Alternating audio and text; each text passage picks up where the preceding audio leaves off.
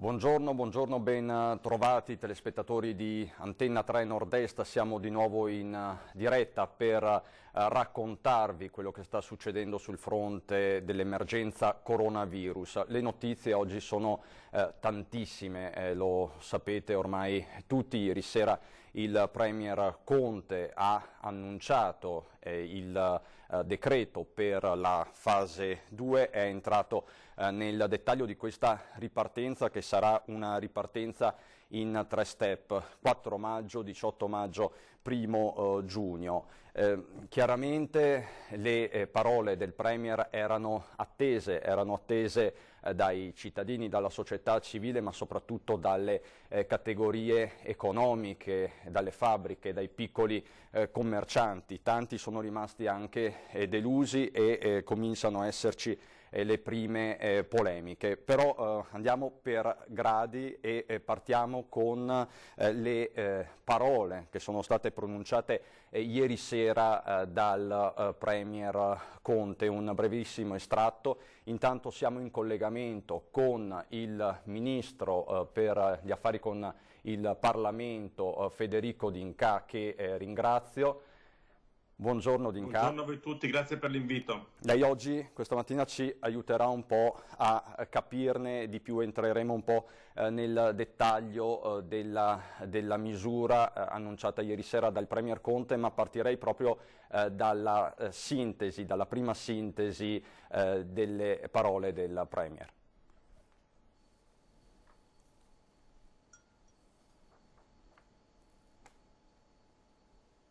Inizia la fase 2. Grazie ai sacrifici fin qui fatti stiamo riuscendo a contenere la diffusione della pandemia e questo è un grande risultato, se consideriamo che nella fase più acuta addirittura ci sono stati dei momenti in cui l'epidemia ci sembrava sfuggire a ogni controllo. Avete manifestato tutti, da nord e sud, forza, coraggio, senso di responsabilità, di comunità. Adesso inizia per tutti la fase di convivenza con il virus e dobbiamo essere consapevoli che in questa nuova fase, la fase 2, la curva del contagio potrà risalire in alcune aree del Paese. Dobbiamo dircelo chiaramente, questo rischio c'è e dobbiamo assumercelo, dobbiamo affrontarlo però con metodo e con rigore. Nella fase 2 quindi sarà ancora più importante mantenere le distanze di sicurezza. Sarà fondamentale il comportamento responsabile di ciascuno di noi. Se vuoi bene all'Italia devi evitare il rischio che il contagio si diffonda e dobbiamo essere consapevoli che in questa nuova fase, la fase 2, la curva del contagio potrà risalire in alcune aree del Paese. Dobbiamo dircelo chiaramente, questo rischio c'è e dobbiamo assumercelo, dobbiamo affrontarlo però con metodo e con rigore. Nella fase 2 quindi sarà ancora più importante mantenere le distanze di sicurezza. Sarà fondamentale il comportamento responsabile di ciascuno di noi. Se vuoi bene all'Italia devi evitare il rischio che il contagio si diffonda. Come lo puoi fare? Non bisogna mai avvicinarsi, bisogna rispettare le distanze di sicurezza, almeno 1 metro. Questo è fondamentale. E guardate, anche nelle relazioni familiari con i parenti bisogna stare attenti perché bisogna rispettare questa precauzione. Teniamo conto che gli scienziati e gli esperti ci dicono che almeno un contagiato su 4, la causa di questo contagio è nelle relazioni familiari.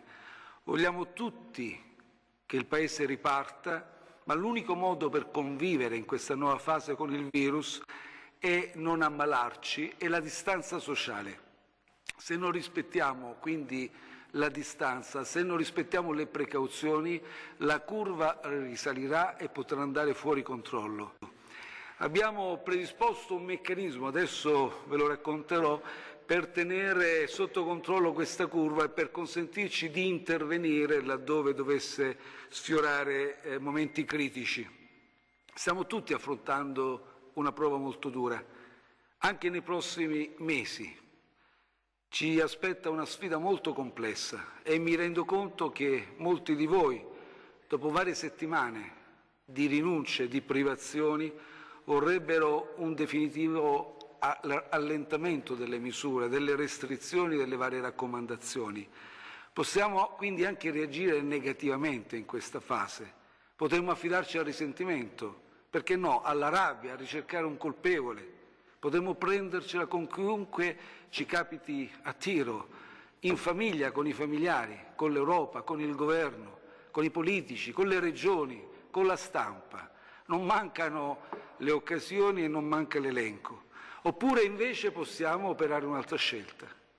Scacciare via rabbia, risentimento, pensare a cosa ciascuno di noi può fare per risollevare questa nostra comunità, per consentire una più rapida ripresa. Dipende da noi, dal compito che ciascuno di noi si sentirà di svolgere, ciascuno di noi, tutti indistintamente. Queste quindi le parole più forti per certi versi del Premier Conte. Ministro D'Incà, parte la fase 2 ma sarà lenta e graduale. Beh, intanto diciamoci che non siamo fuori dall'epidemia, noi abbiamo nel nostro paese ancora più di 105.000 casi positivi, ne abbiamo avuti 200.000 quasi e abbiamo avuto più di 26.000 morti. Ogni giorno, e fortunatamente ieri, è discesa in maniera diciamo un po' più ampia la curva dei decessi, ma abbiamo avuto 400, 500, 600 morti, fino a quasi a 1.000 morti al giorno, che corrisponde a dei piccoli comuni del Veneto. Nel Bellunese vi sono comuni da 400, da 200 persone, quindi immaginiamo, vuol dire che scompaiono delle intere comunità. Ministro, certo, quindi lei dice in ballo c'è molto di più che la sola economia.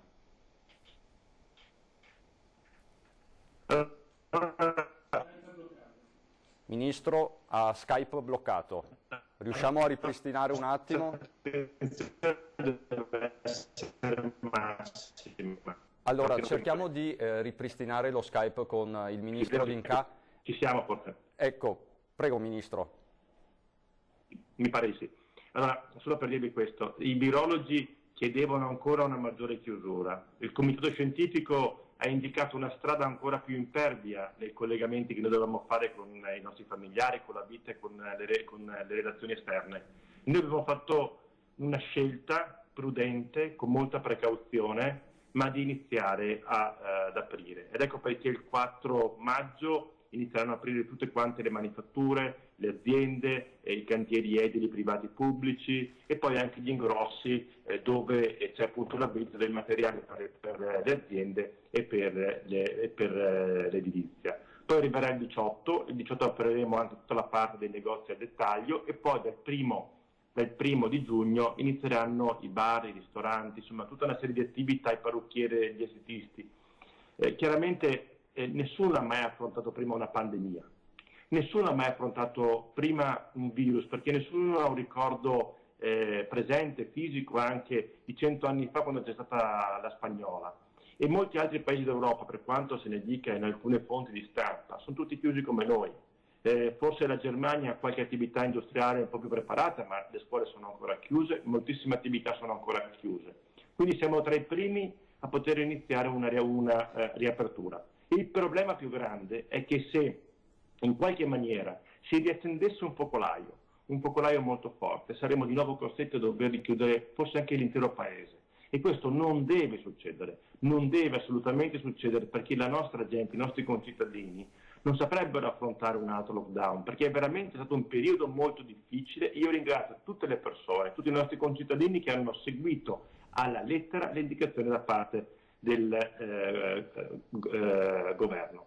Il punto successivo è il problema sull'economia. L'economia è uno dei temi più sentiti, noi abbiamo un comitato per la ripresa con Vittorio Colao e stiamo seguendo le sue indicazioni. Abbiamo affrontato a livello europeo anche una grande sfida con l'Europa per la trasformazione dell'Europa, per poter arrivare a dei debiti comuni, recovery bond, a fare dei passi importanti per far sì che l'Europa in qualche maniera assumesse la guida di questa pandemia che non ha messo in ginocchio soltanto il nostro paese, ma tutti i paesi dell'Unione Europea. Ecco perché poi abbiamo fatto una scelta e arriverà lo scostamento, il prossimo scostamento, dopo i primi 25 miliardi ne arriveranno altri 55 miliardi per l'economia e il sostentamento delle tante persone in difficoltà. Questo scostamento verrà votato tra mercoledì sera e giovedì e poi nella giornata di giovedì arriverà il famoso decreto di aprile, nella quale vi saranno ancora all'interno tutte quante le misure per la cassa integrazione, per poter dare, credo che arriveremo ad 800 euro per le partite IVA, per gli autonomi,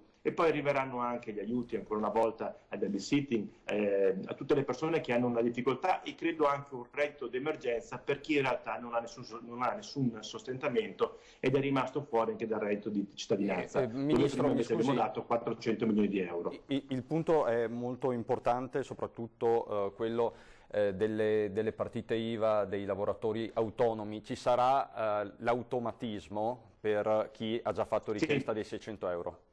Sì, me lo conferma. Sarà l'automatismo e quindi rivedranno i 3 milioni di persone che nel nostro paese hanno potuto avere prima i 600 euro, avranno anche in automatico i prossimi soldi.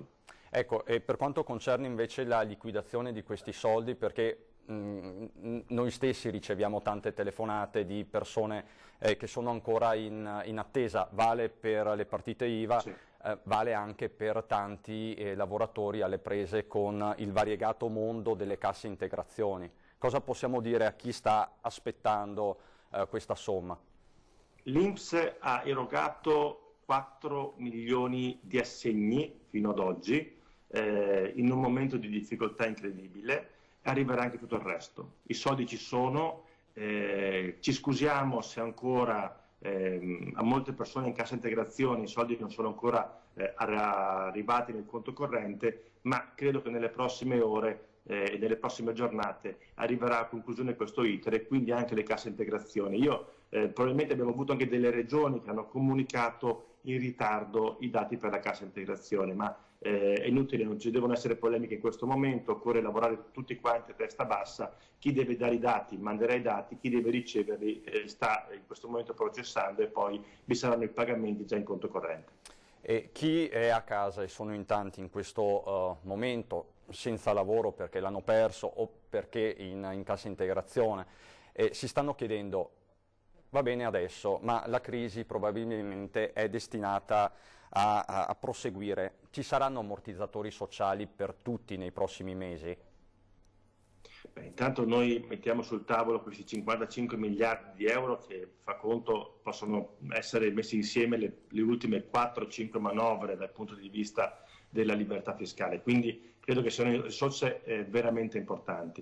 Il nostro compito non è far restare a casa disoccupate le persone, è far sì che venga riattivato il sistema economico del nostro Paese e anche il Presidente Conte ieri sera ha detto una parte importante. Siamo in un momento di crisi, ma c'è anche un'opportunità di un grande cambiamento nel nostro Paese. Lo possiamo veramente riformare questo Paese adesso con un po' di coraggio, facendo sì che tutti quanti lavorino insieme per cercare di togliere una parte della burocrazia, trasformare anche, far sì che il Nord Italia abbia ancora più forza nei confronti dell'estero e qui vi sono i soldi nei confronti di SACE, che è appunto l'organismo, il nostro ente che dà una mano alle nostre aziende per poter esportare all'estero.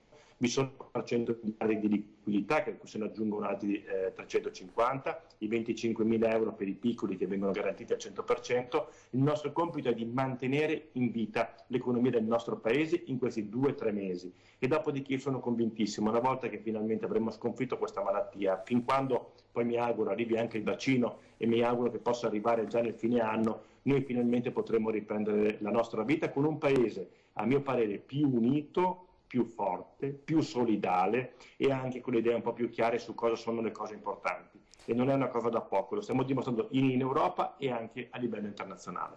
Ministro, a proposito di export, oggi possono riaprire le aziende maggiormente vocate all'export, ci sono già diverse richieste alle prefetture. Come funziona questo ulteriore meccanismo per il manifatturiero? addirittura possiamo anche dirci tranquillamente, guardate che molte attività non sono mai state chiuse, in molti hanno indicato attraverso le prefetture un'autocertificazione che ha permesso di poter iniziare il percorso lavorativo perché erano collegate maggiormente alle filiere della farmaceutica e dell'alimentari. Oggi se ne aggiungono altre filiere che vengono aperte, quindi direi che a step non è mai stato un fase 1 e un fase 2. È stato un fase 1 e poi tra la fase 1 e la fase 2 vi sono stati 1000 piccoli step insieme. La fase 2 poi inizierà effettivamente il 4 e da lì in poi andremo verso la fase diciamo 2,1, 2,2 se così possiamo chiamarla, per poter far sì che tutto venga riaperto con la massima attenzione. Ma ricordiamoci, e io prego tutti i nostri concittadini, attenti, perché il virus c'è ancora, è ancora presente e basta poco per poter cadere un'altra volta all'interno di un meccanismo che ci ha portato a vedere le bare portate via dall'esercito a Bergamo, che ci ha fatto contare a migliaia i morti nelle scorse settimane. Ci vuole veramente la massima attenzione, mascherine, e per questo motivo abbiamo calmierato il prezzo delle mascherine, abbiamo fatto sì che nelle prossime settimane non vi sarà l'IVA sulle mascherine, che era una delle cose richieste dai nostri concittadini, e che il prezzo per quelle chirurgiche possa essere del 0,5 euro. Credo che in questa maniera proteggeremo ed aiuteremo diciamo, anche un comparto nazionale a poter crescere e a produrre mascherine in modo tale che possiamo essere difesi. E ce ne saranno per tutti di mascherine e dispositivi? Ce ne devono assolutamente essere per tutti perché diventerà un dispositivo di utilizzo quotidiano. È veramente strano pensare ad oggi come eravamo 3 mesi fa, quando invece eravamo all'inizio dell'anno e pensavamo ad altre cose. Bene, il mondo è totalmente cambiato e noi dobbiamo essere capaci di avere capacità anche intellettiva di coscienza comune, di aiutarci uno nei confronti dell'altro, rispettando distanze a 1 metro, rispettando tutte quelle prescrizioni che non se le ha inventate il governo, è frutto di uno studio attento sotto il profilo scientifico da una parte e dall'altra parte attraverso il Comitato per la Ripresa con Vittorio Colao, che è uno dei più importanti manager del nostro paese. Noi cerchiamo di fare le cose in maniera ordinata, mi auguro che vi sia anche, quello che io vedo, mi auguro che vi sia anche una certa linearità insomma, tra governo e regioni. Sinceramente credo che, e lo dico anche alla Regione Veneto, diciamo, anticipare alcune ordinanze secondo me deve essere fatta in maniera molto attenta perché diventa un essere un po' primi della classe che fa confusione nelle persone, quindi mi auguro che sempre di più vi possa essere un allineamento tra i passi che fa il governo e i passi che fanno le varie regioni del nostro paese, perché altrimenti si fa confusione nella mente dei nostri concittadini. Ministro, un ultimo flash. Ieri sera ci hanno chiamato delle parrucchiere piangendo perché tanti sono comunque disperati, dobbiamo dirlo per dovere anche di cronaca. Cosa si sente di dire soprattutto a questi professionisti che stanno pagando più di altri lo scotto di questa pandemia? Un messaggio a loro, che cosa si sente di dire? Che loro hanno uno di quei lavori che diciamo permette il minor distanziamento e quindi c'è una certa vicinanza tra il cliente e chi dà il servizio di parrucchiere. A loro mi rivolgo ancora nel cercare la maggiore pazienza possibile, perché sicuramente una volta, quando si riprenderà, avranno lavoro sulle 24 ore, perché credo che vi siano moltissime persone che hanno necessità e bisogno di poter andare dal barbiere, dal parrucchiere o dall'estetista. Io in questo non posso essere di aiuto, come vedete, non sono un cliente, però sento che moltissime persone fanno una richiesta esplicita. Però è uno dei lavori che ha maggiormente una vicinanza e quindi a tutte queste persone vedremo i dati delle prossime settimane per comprendere meglio se il 1° giugno resterà come data, però è chiaro che bisogna capire quando si riapre che in qualche maniera non si aumentano i picchi, capire sotto il profilo scientifico. E la sfortuna di questo virus è che i dati li comprendi sempre 2 settimane dopo. Comprendi due settimane dopo che si è avuto un calo, comprendi 2 settimane dopo che ti si è aperto un focolaio, capisci 2 settimane dopo come andrà anche la riapertura del 4 maggio. Per cui l'unica cosa che posso chiedere io, con moltissima umiltà, perché sono persone che hanno lavorato e che mantengono in piedi il sistema del nostro paese come tutti i commercianti, di avere ancora un po' di pazienza. Ministro, grazie, so che a Roma l'attende un vertice di maggioranza, grazie e buon lavoro. Grazie mille a voi, buona giornata. Arrivederci, grazie. Era il ministro Federico D'Incà, ministro ai rapporti con il Parlamento, che ci ha illustrato questo nuovo decreto del governo, questo decreto di ripartenza per la fase 2. Vedo collegato però il collega Filippo Fois dall'unità di crisi di Marghera. Filippo, mi senti? Sì, buongiorno Cristian, buongiorno ai nostri telespettatori. Noi vi sentiamo benissimo. Come hai annunciato tu, siamo pronti adesso a entrare all'unità di crisi nella sede regionale della Protezione Civile del Veneto, dove si terrà il consueto punto stampa del Presidente Zaia con gli assessori alla Protezione Civile Bottaccini e alla Sanità Lanzarin. C'è molta attesa anche per quello che riguarda quella che sarà la posizione della Regione sul nuovo decreto che è stato annunciato ieri dal Presidente del Consiglio. Innanzitutto dobbiamo fare una notazione perché adesso non si vede alle mie spalle, ma per quello che c'è è stato dato vedere sia a Venezia che a Mestre che a Marghera, oggi non è proprio una giornata normale, ma poco ci manca, cioè c'è veramente tanta gente in giro e anche molto più traffico rispetto alla situazione che c'era fino a sabato. Come diciamo, c'è molta attesa per quella che sarà la posizione della Regione sul nuovo decreto della Presidenza del Consiglio dei Ministri, anche su diversi punti. Tu l'hai già detto, insomma, le reazioni dei nostri telespettatori non si sono fatte attendere, chi alla ricerca di delle specifiche informazioni per quello che riguarda la sua condizione personale, chi invece per lamentare la chiusura della propria attività che dovrà proseguire ancora per parecchie settimane. Ecco, la Regione ha un ambito di competenza più limitato ovviamente rispetto al governo, però come avete visto già qualche giorno fa c'era stata una presa di posizione da parte della Regione che aveva parzialmente aperto un pochino di più, diciamo, allentato i cordoni delle limitazioni rispetto a quello che era avvenuto a livello nazionale. Da questo punto di vista sono tante le domande che si pongono i veneti, i nostri telespettatori, e tante anche le cose che presumibilmente verranno comunicate tra poco dal Presidente. Certo, Filippo, tra l'altro Presidente Zaia che in questi giorni ha difeso a spada tratta la sua ordinanza di venerdì, che ha di fatto portato ad un allentamento sul fronte delle attività commerciali, introducendo di fatto il takeaway che il Premier Conte ieri sera ha annunciato invece per il 4 di maggio.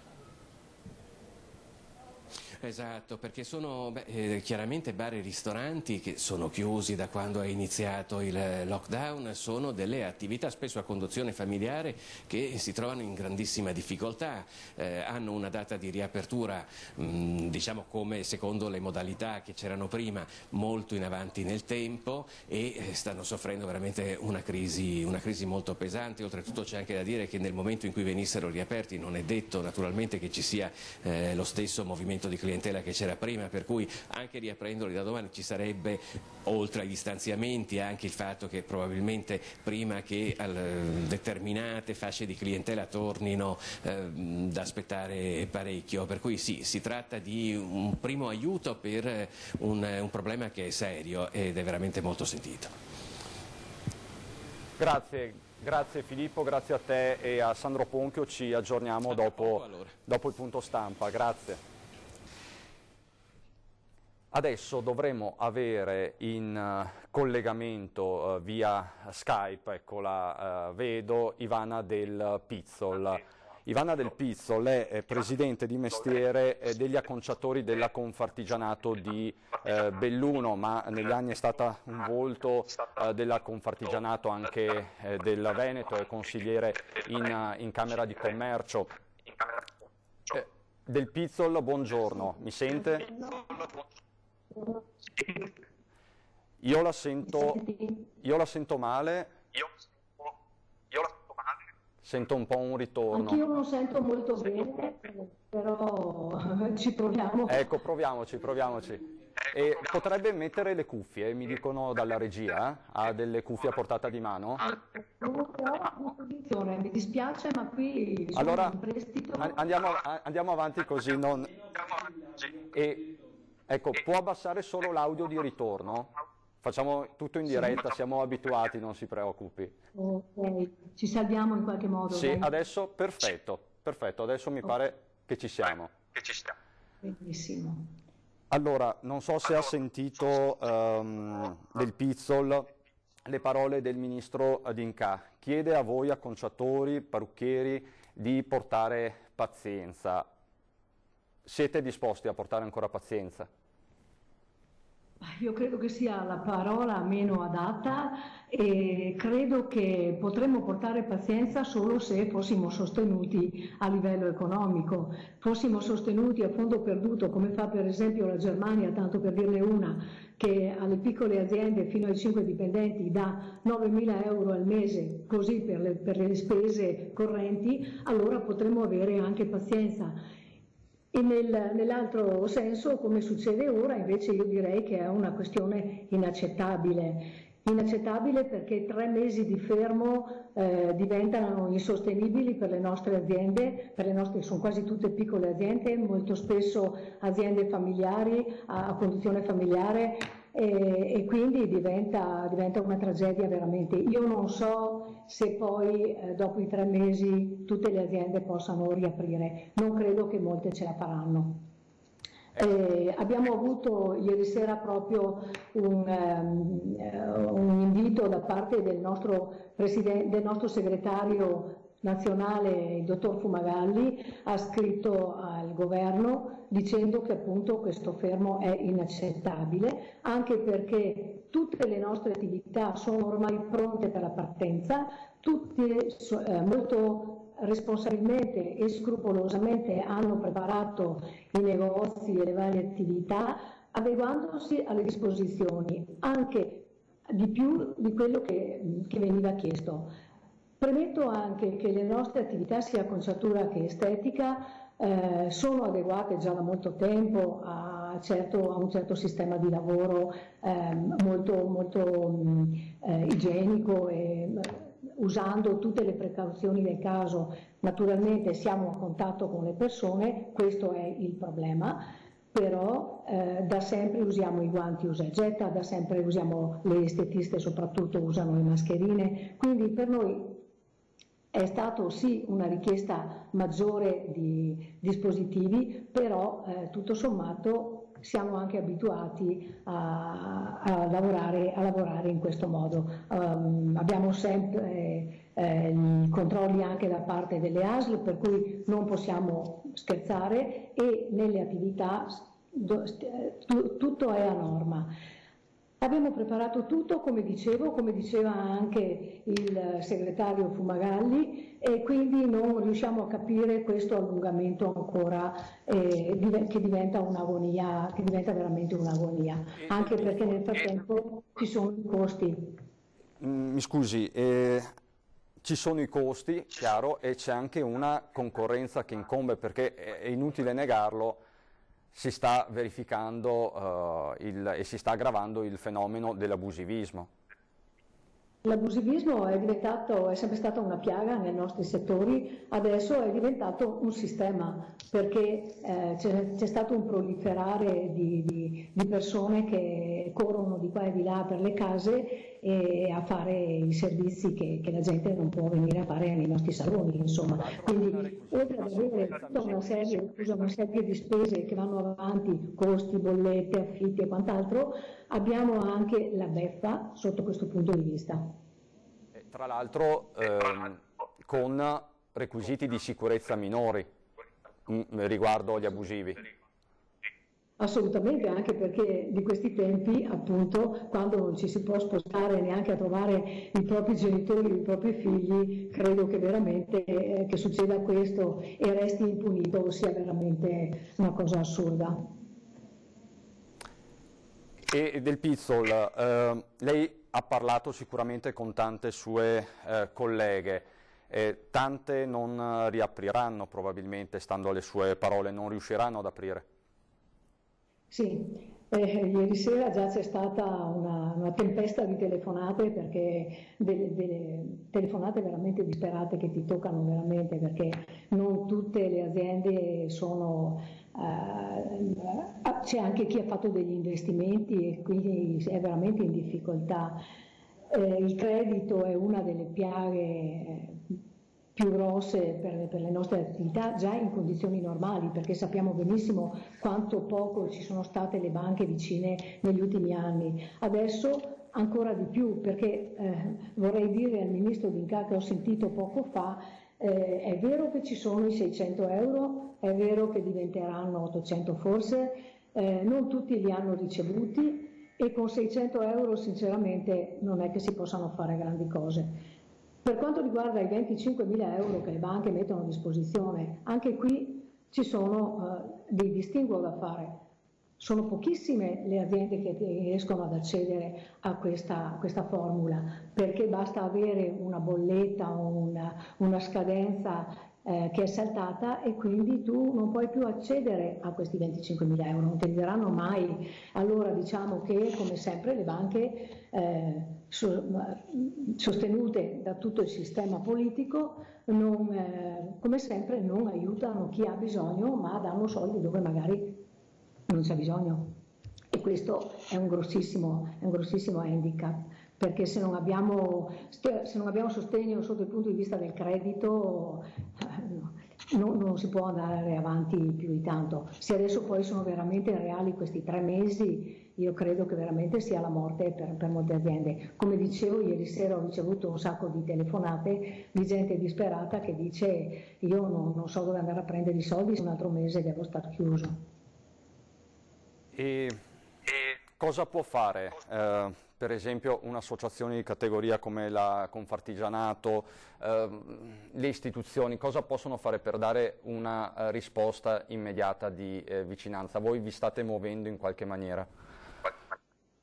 Sì, ci sono, a livello di credito sì, cerchiamo in ogni modo di dare una mano con i consorzi, poi c'è l'EBAP che comunque sta lavorando bene con le aziende, con i dipendenti per la cassa integrazione.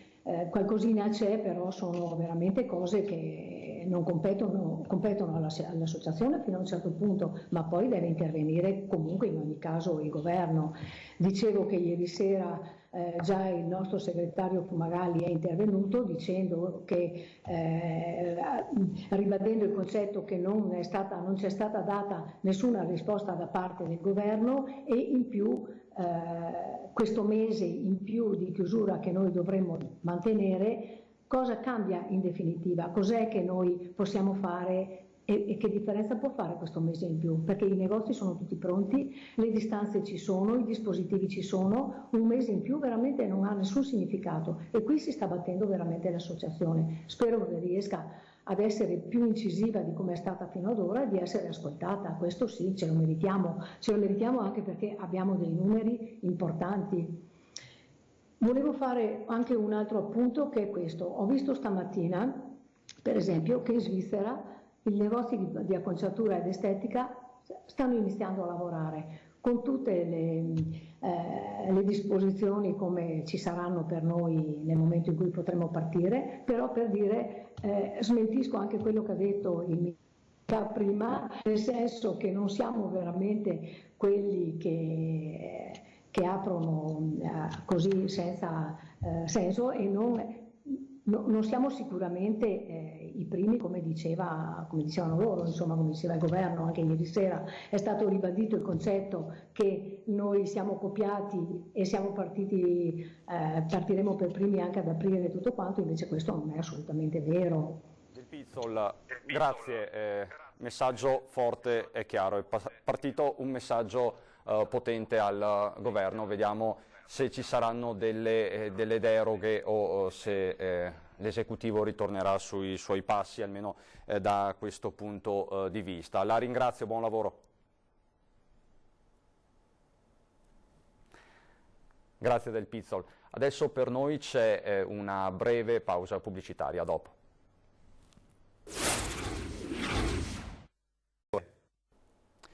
Di nuovo insieme, di nuovo in diretta per fare il punto di questa nuova disposizione, di questo nuovo provvedimento dell'esecutivo che di fatto inaugura la fase 2 dal 4 di maggio. Ne abbiamo parlato con il ministro D'Incà. Sarà una riapertura graduale, una fase 2 in 3 step, 4 maggio, 18 maggio per gli esercizi commerciali, 1 giugno addirittura per bar, ristoranti, estetiste e parrucchiere, bar e ristoranti per quanto concerne il servizio al tavolo con tutte le misure di sicurezza. Un piano complesso che per l'appunto è stato illustrato ieri sera dal Premier, ci siamo ritornati con D'Incà, un piano che sta sollevando però molte polemiche, c'è un caos in corso per molte categorie produttive e per questo siamo collegati con il Presidente della Camera di Commercio di Belluno Treviso e Presidente di Union Camera del Veneto, Mario Pozza. Buongiorno Presidente.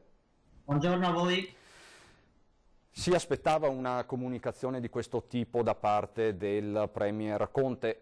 Quali erano le sue aspettative e che giudizio dà di questo nuovo decreto?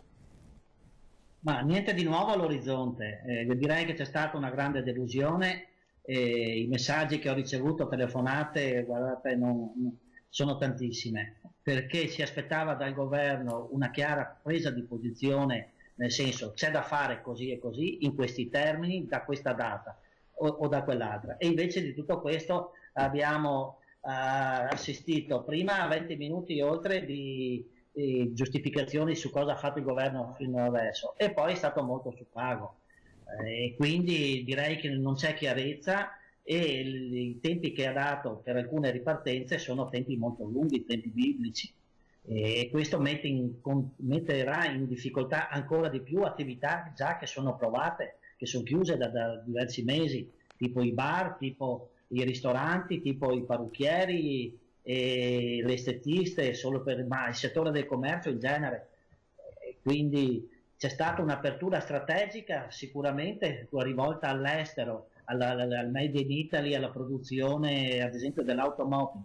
Però io mi chiedo, ma se non facciamo aprire i saloni delle macchine, i venditori delle macchine, è inutile produrre automobili. Quindi, solo per citare un esempio. Quindi, Presidente, la filiera doveva essere considerata in tutta la sua lunghezza sostanzialmente. Sì, se no che filiera è? È una filiera a metà.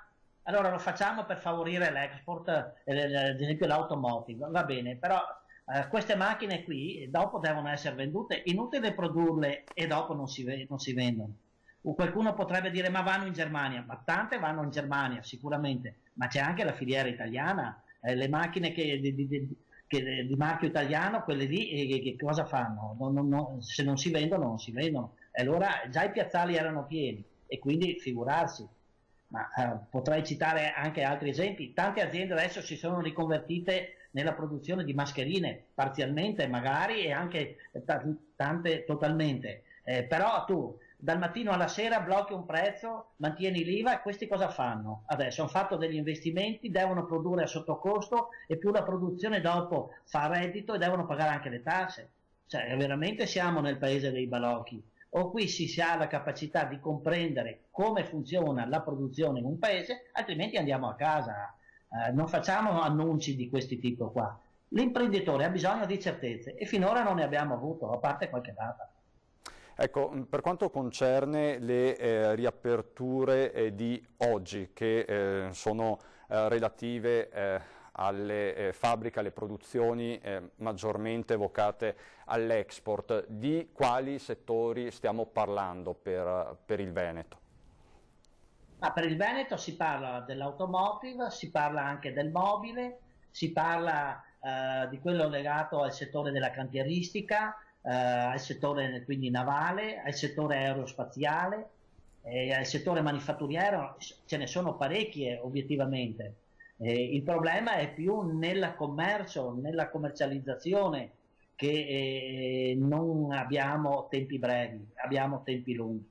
E che di conseguenza queste attività che noi adesso, ieri sera abbiamo preso, ad esempio i grandi magazzini, inutile aprire i grandi magazzini poi le devono vendere alle botteghe, ma le botteghe sono ancora piene dei prodotti che dovevano vendere a febbraio, o li facciamo aprire per vendere i prodotti oppure no. Certo, c'è il problema del magazzino, ne abbiamo parlato anche con i rappresentanti della Federmoda, è un problema serio questo? È un problema serissimo, sì. Allora, innanzitutto per il magazzino che è invenduto ovviamente, però per la produzione il settore moda ormai è molto più avanti, stanno già lavorando per la moda del 2022, stanno già dovrebbero provare già i capi, i modelli, e quindi c'è tutta c'è una filiera che ha una sua dinamica molto importante e molto particolare, e di conseguenza se questa filiera non viene rispettata, non puoi pretendere, questi qui non saranno pronti al momento opportuno per le vendite. Presidente, poi c'è un altro aspetto, ieri sera lo avevamo commentato a caldo anche con l'assessore regionale al turismo Caner dopo le parole di Conte. Il turismo non è stato preso molto in considerazione, o sbaglio?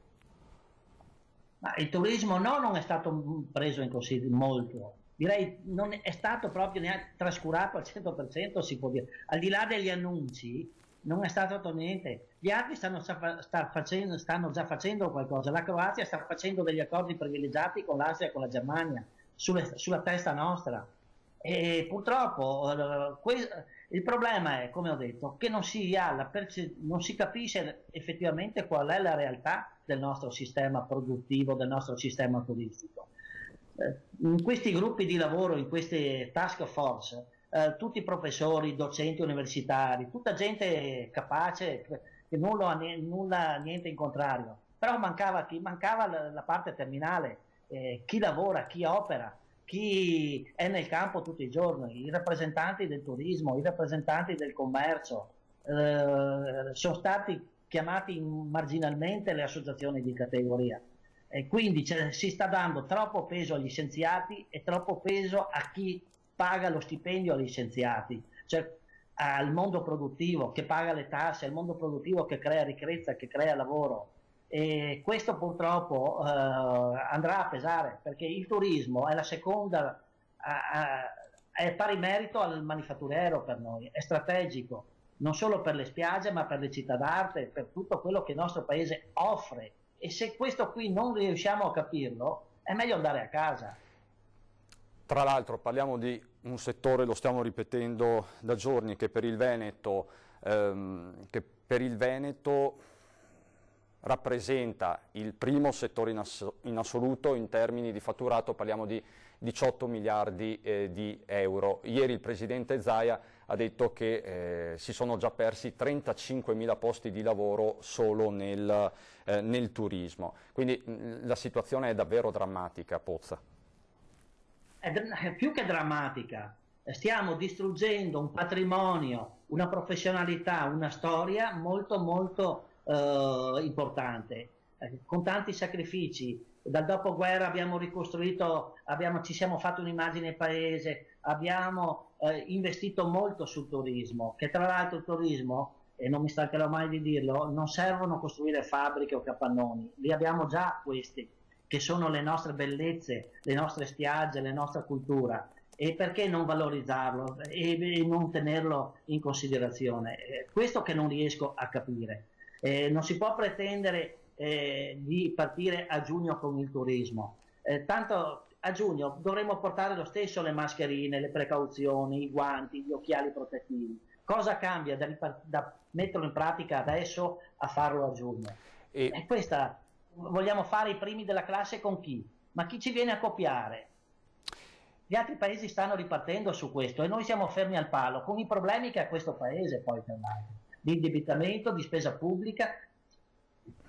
Pozza, io vedrei insieme a lei un servizio che fa il punto del takeaway per alcuni ristoratori. Dopo l'ordinanza regionale di Zaia, fra 10 minuti ci ricollegheremo con l'unità di crisi di Marghera. Dopo l'ordinanza regionale di venerdì, alcuni ristoratori hanno ripreso l'attività da asporto, quindi non solo consegna a domicilio ma anche asporto, che il Premier Conte ha annunciato a livello nazionale per il 4 di maggio. Quindi alcuni ristoratori sulla base dell'ordinanza regionale sono ripartiti. Questa è la situazione a Treviso.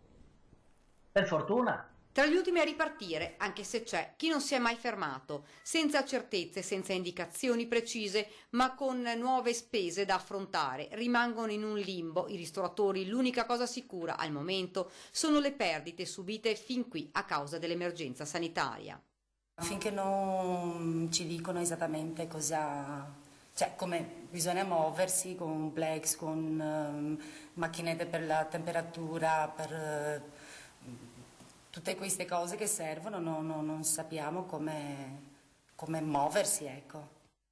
A occhio sui 25-30 mila euro questi 2 mesi, però non ne parliamo dei debiti che c'erano prima.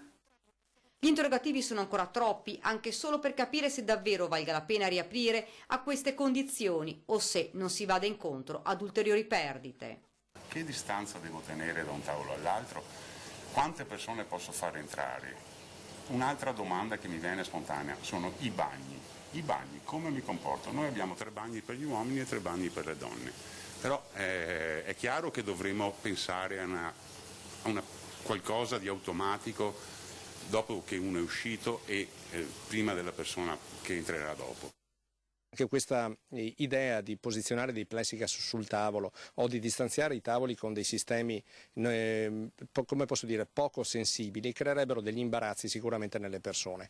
Quindi anche per noi diventerebbe difficile la gestione della nostra struttura. Noi passeremo da una capienza di circa 100 posti a una capienza che sarà di 35, al massimo 40 persone, non di più. Ma malgrado questo la voglia di ricominciare non viene meno. Beh, questo è il nostro lavoro, questa è la nostra vita. L'impegno che ci abbiamo messo da sempre ne metteremo ancora di più per riuscire a venire fuori da questa storia incredibile. Una storia incredibile, diceva l'ultimo ristoratore presidente, e per fortuna, lei diceva, sono partiti perlomeno con il takeaway. Sì, per fortuna quello che c'è una piccola prospettiva per questi ristoratori, ma anche questo costa mettere in piedi la fornitura, l'attrezzatura per portare a casa il cibo. Però piuttosto di tener chiuso è che io mi chiedo, con tutti i locali storici che noi abbiamo nelle nostre città, cosa faranno questi? Come può gestire un'azienda, un cuoco, i camerieri con pochi clienti? Cioè le nostre botteghe che abbiamo anche a Treviso, 40 metri quadri, 50 metri quadri, cosa facciamo? Ci mettiamo in coda per mangiare un panino a 3 metri, a 2 metri? Cioè, viva Dio, veramente, come dico, non c'è la consapevolezza di com'è il tessuto, in questo caso del turismo, del commercio e della ristorazione, come sono strutturate. Cioè, bisogna saperle queste cose e in base alla conoscenza puoi mettere in pratica degli strumenti e dei provvedimenti, altrimenti si rischia effettivamente che perderemo migliaia e migliaia di imprese e posti di lavoro. E questi qui dopo non bisogna dire ma il coronavirus certamente dovremo confrontarci anche nei prossimi mesi e magari nei prossimi anni, però se ci sono delle protezioni viva Dio, bisogna metterle in pratica. Sappiamo, abbiamo fatto bene in questi mesi e sicuramente lo faremo anche dopo. Bisogna dare anche fiducia agli operatori, bisogna dare fiducia alla gente, però non possiamo castigarla continuamente, perché chi ne va di mezzo è il paese, perché i politici vanno a casa, ma le aziende quando sono chiuse, quando hanno perso il loro posto di lavoro i dipendenti e il titolare magari si è ipotecato la casa, cosa facciamo? Andiamo a Roma? Presidente, vediamo insieme anche un altro servizio che parla della voglia di ripartire dei degli operatori del turismo, dei ristoratori trevigiani. Ci portiamo sui colli, precisamente a Valdobbiadene. È difficile trovare oggi ottimismo, è difficile vedere oggi, per quanto riguarda il turismo, dei dati positivi, perché noi qua già da marzo dovevamo essere pieni di turisti, pieni di persone che venivano a visitare, a degustare il nostro vino, a vedere le nostre colline. Però c'è anche da dire che dobbiamo studiare noi una soluzione affinché portiamo i turisti e li distribuiamo su tutto il nostro territorio. Il coronavirus ha spazzato via tante certezze, tra queste la classica gita sui colli, ottima nelle domeniche di primavera, quasi d'obbligo nei giorni festivi. Nostalgia a parte, tra filari e paesaggi UNESCO, c'è voglia di ripartire dalla specificità di un turismo che poteva vantare numeri in crescita, ma non certo di massima, fattore che adesso può fare la differenza. Noi invece dobbiamo puntare su un turismo a portata di mano, insomma, quindi dovremmo concentrarci molto sulle famiglie, su un turismo familiare, su un turismo di coppia, perché comunque la famiglia di per sé è già un nucleo. Spazi aperti dalle colline al Piave possono offrire le condizioni di un'ospitalità diffusa anche in periodi dell'anno finora presi poco in considerazione. Dovremmo anche cercare di allungare il periodo turistico, trovando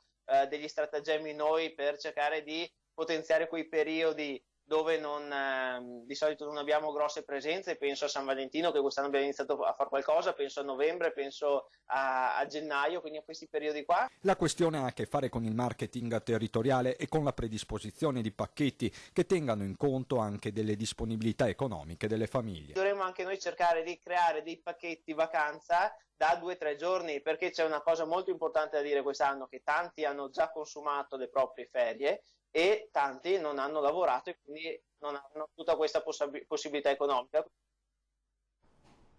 Ecco Presidente, questo è l'approccio di tanti operatori che guardano alla ripartenza e stanno studiando delle forme alternative di attività economica, si stanno riconvertendo in tanti in tempi record. Anche questo è un segnale comunque di positività, significa che c'è voglia di ripartire, c'è ancora voglia nonostante tutto e nonostante tutti di fare impresa.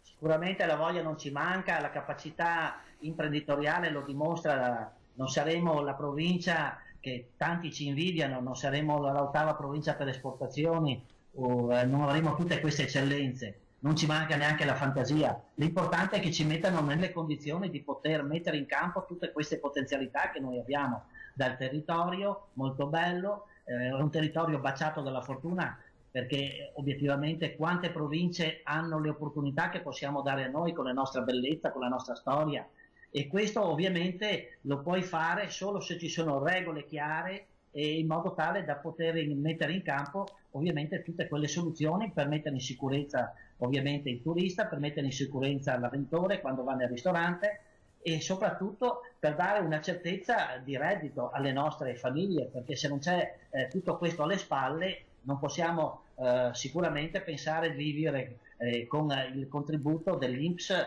per quanto riguarda l'imprenditore, che sono i 600 o gli 800 euro.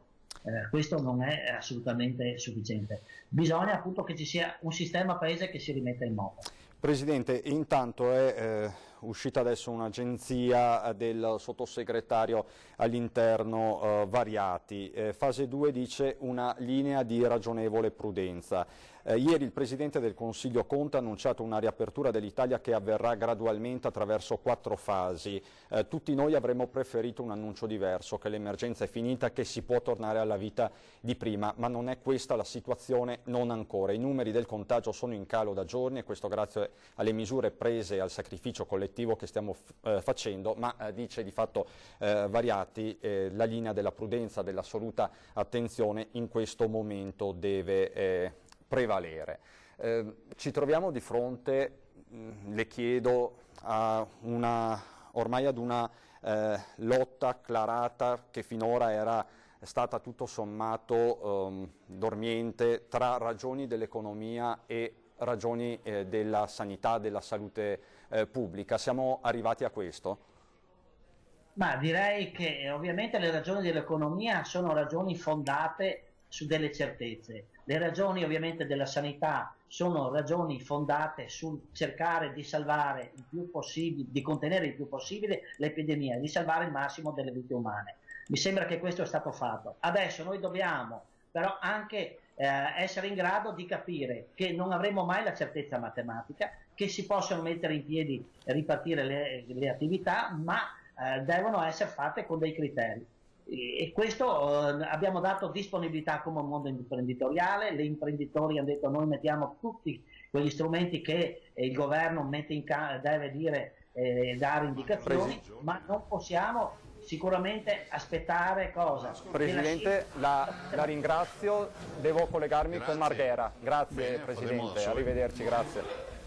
Grazie a tutti e buona giornata, buon lunedì, buon inizio settimana, un saluto a tutti coloro che sono collegati, un saluto e un ringraziamento anche a Chiara. I 2 assessori non ci sono e è in corso il Consiglio regionale. Vi do subito resoconto di quello che è il bollettino quotidiano. Considerate che abbiamo avuto un macchinario che si è rotto, passatemi il termine generico in maniera tale che non stia qui tanto a spiegare cosa è accaduto, per cui penso per il tema tamponi, per cui non abbiamo performato benissimo questo weekend e oggi è in riparazione, quindi si torna a regime in giornata. Stiamo parlando comunque di 320.000 tamponi, sono 5.563 in più rispetto a ieri, potevamo farne altri almeno 4.000 in più, ma purtroppo c'è stato il problema di questa rottura, capita, però si va avanti. Le persone in isolamento sono 8.049 e sono esattamente 270 in meno rispetto a ieri, vedete che si sta svuotando anche il tema dell'isolamento. Il numero di positivi è 17.579, sono 108 in più e c'è da dire che qui arrivano ovviamente tamponi da case di riposo, test, dove comunque in alcune case di riposo l'emergenza resta. Vi ricordo che nelle case di riposo, peraltro è bene ricordarlo ogni tanto, quasi oltre il 75% delle case di riposo del Veneto ha contagi zero, cioè non c'è neanche un paziente con positivo, 75%. Poi ci sono delle case di riposo dove hanno qualche caso e poi ci sono pochi casi, ma sono importanti, dove c'è percentuale di positivi che supera la metà degli ospiti o di gran lunga, diciamo, arriva vicino anche alla quasi totalità in alcuni casi. I ricoverati sono 1.222, uno più di ieri, ma questo insomma è il dato. Terapie intensive, uno in meno rispetto a ieri, sono 123. I dimessi sono 2.466, più 13, continuano a crescere ovviamente i dimessi. I morti sono 1.084, sono 13 in più rispetto a ieri. Non ho il dato, perdonatemi, totale. Hai il dato totale dei morti, Carlo? Sì. I nati sono 61. Quindi i morti sono 1084, ovviamente in ospedale secondo le schede di raccolta dati che ci sono state richieste fin dall'inizio, però noi facciamo un conto anche totale, se ce l'hai sotto mano, se no non importa. Subito un attimo il tempo di non c'è rete oggi, vabbè, facciamo dopo, dai. I totali eccoli qua. Eccoli qua. Deceduti totali 1344. 1344 i deceduti totali. La giornata delle considerazioni. Io penso che ieri sera sia stata una brutta serata, nel senso che abbiamo atteso, peraltro noi abbiamo anche seguito nelle ore prima, abbiamo avuto anche una riunione con i colleghi presidenti, speravamo che ci fosse una un approccio un po' diverso rispetto a quello che il Presidente del Consiglio ha annunciato. A me ha dato, guardate, in questi momenti ci vuole sempre senso di responsabilità e ci vuole anche, come si può dire, obiettività nel valutare quello che sta accadendo. E penso che per quanto senso di responsabilità uno ci possa mettere, obiettività, non si può non rilevare che ne viene fuori che si stanno dando delle indicazioni che stanno assolutamente creando fibrillazione, e che non vuol dire che i veneti non sono responsabili. Mai qualcuno si permetta di dire che siamo una comunità irresponsabile, tantomeno di bambini da educare.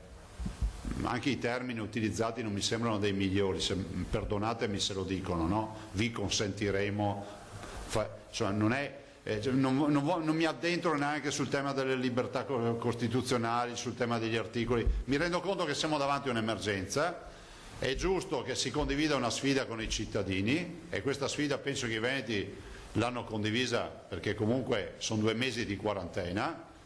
Non pensiamo solo a quelli che per un motivo o per l'altro sono usciti di casa, sono una grande quantità di popolo veneto, di comunità veneta che è chiusa in casa da 2 mesi. Penso agli anziani, a molti anziani, penso ai ragazzi che hanno fatto un sacrificio strepitoso, e penso a tutti coloro che non possono permettersi un dibattito con le forze dell'ordine dicendo beh tanto se mi mette la multa vedremo, farò ricorso, di chi non si può permettere neanche una sfasatura di €1 dal suo bilancio familiare. È a loro che va il pensiero. Guardate, penso che i dati epidemiologici ci dicono una cosa, che il virus c'è, continua ad esserci, e quindi è innegabile che dovremmo attivare una fase di convivenza, però è altrettanto vero che l'approccio deve essere un po' più, come si può dire, razionale, perdonatemi. Non sto cercando polemiche, ma sto cercando di inquadrare il problema. Non ho discorsi scritti, quindi vi dico quello che penso, come faccio sempre, per il motivo per il quale sono accusato. Penso che ci voglia razionalità e capire anche che il sacrificio sì lo si può fare, ma non protrarre in questa maniera. Domani mattina ci sarà una reinfezione, non è che possiamo ragionare col fatto è colpa sua o colpa tua. Ragioniamo col fatto che come comunità decidiamo di darci delle regole, di usare i dispositivi. Continuo a dirvi che i medici in ospedale, 10.000 medici, si sono infettati per l'1,3%, utilizzando le mascherine, in ospedale dove il distanziamento sociale non c'è. Ci diamo delle regole sul posto di lavoro, abbiamo avuto documenti elaborati con il mondo dei sindacati, dei rappresentanti dei lavoratori, con il mondo dei datori di lavoro, ma bisogna comunque aprire. E non è che va di moda dire bisogna aprire. Andiamo a vedere la storia di altre comunità. Vediamo Wuhan, vediamo Hubei, la provincia di Hubei sempre in Cina, Singapore, la Corea. Loro ci dicono sempre, ve l'ho detto anche ieri, no? Cioè la curva dura 70 giorni, inizia, va al picco, va giù, e poi è una fase di convivenza che durerà sempre, come si può dire, speriamo che duri poco, quasi nulla, ma durerà mesi, in un momento storico nel quale sappiamo che stanno arrivando nuovi test, nuove possibilità di test rapidi, stanno arrivando test sierologici, stanno arrivando terapie e cure che 2 mesi fa, solo 2 mesi fa non avevamo. Oggi abbiamo un cocktail di farmaci e somministrazione a domicilio che 2 mesi fa era impensabile anche parlarne.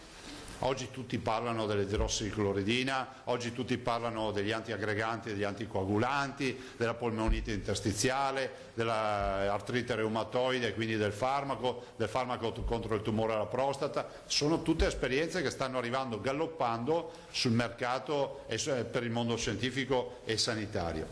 Io dico che si poteva e si deve fare uno sforzo in più. Sapete, è difficile poi, e qua non ce l'ho col comitato scientifico. Però perdonatemi, io non dico che il comitato scientifico non abbia ragione, vado controcorrente. Un purista pensa all'adesione pura, no? Cioè nel senso che noi sappiamo tutti come si fanno le cose a perfezione, però poi c'è l'equilibrio, l'esperienza di vita, questo ce lo insegna anche la filosofia, che ti porta anche a trovare una condizione di equilibrio e di sostenibilità. Cioè non è che possiamo dire che a mangiare fa male e si muore prima e allora facciamo patire tutti la fame e così siamo sicuri. Noi non possiamo diventare un grande laboratorio e non possiamo diventare delle cavie per aver pubblicato gli studi su Nature o su altre riviste internazionali. Noi dobbiamo anche vivere. È come se dicessimo che chiudiamo tutte le strade perché ci sono troppi incidenti. Non sono le strade pericolose, è l'uomo che le rende pericolose, no? Penso che lo scienziato dirà la sua, dirà che bisogna chiudere tutto, dirà che bisogna girare con gli scafandri, dirà che ci saranno un sacco di belli discorsi, ma alla fine poi spetta a noi trovare una condizione di equilibrio non politica, non esiste la soluzione politica, esiste la sostenibilità.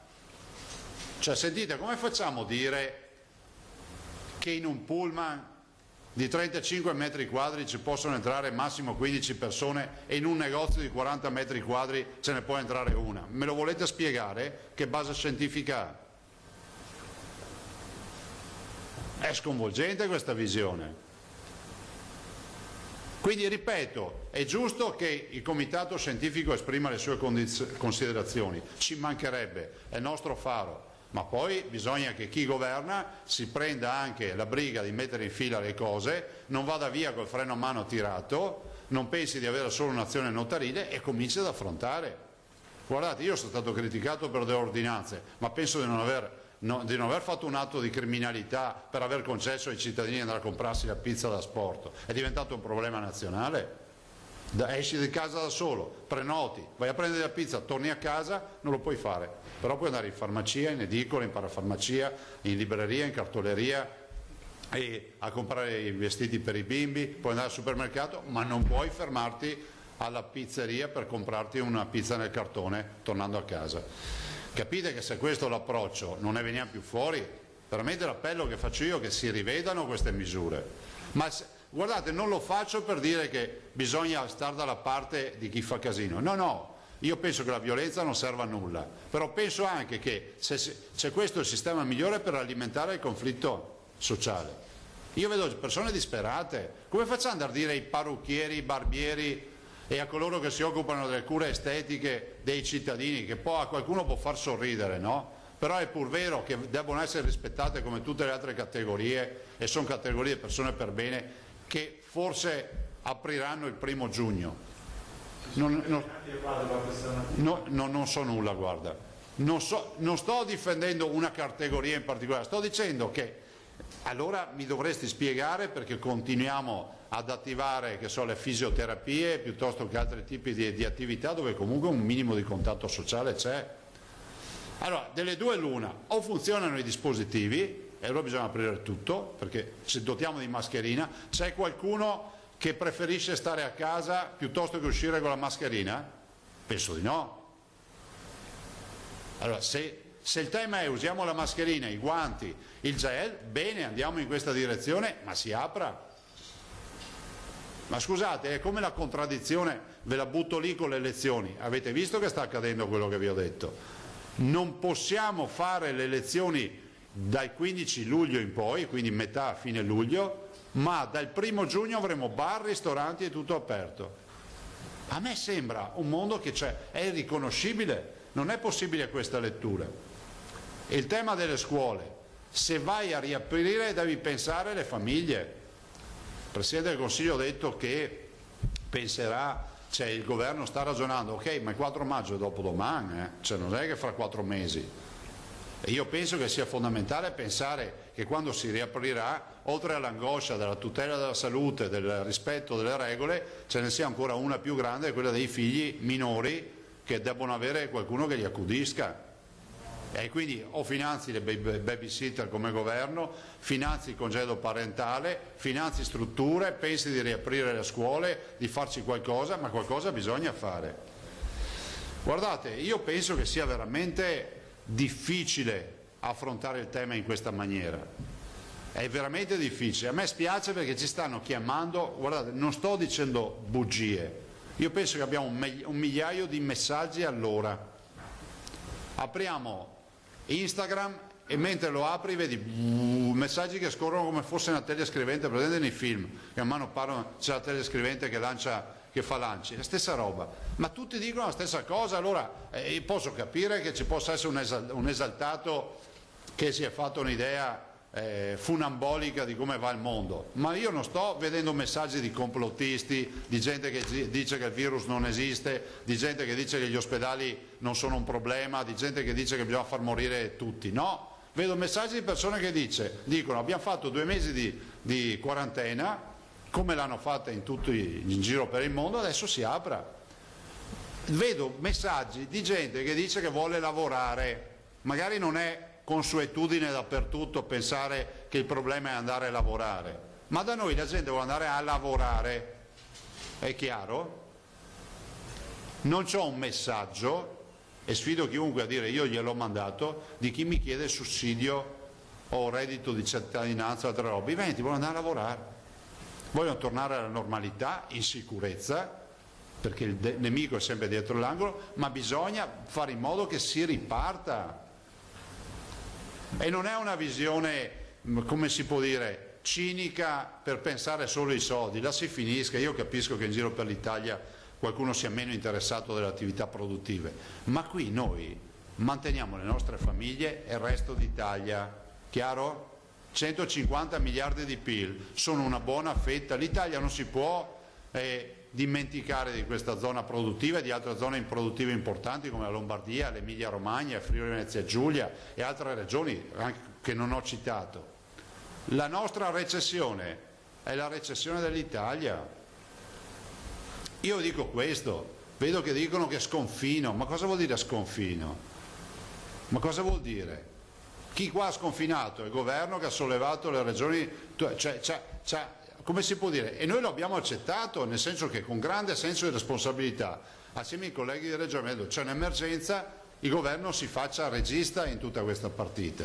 E poi qualcuno viene a dire che sconfino, ma sconfino che? Guardate, visto che sconfino, com'è che si dice?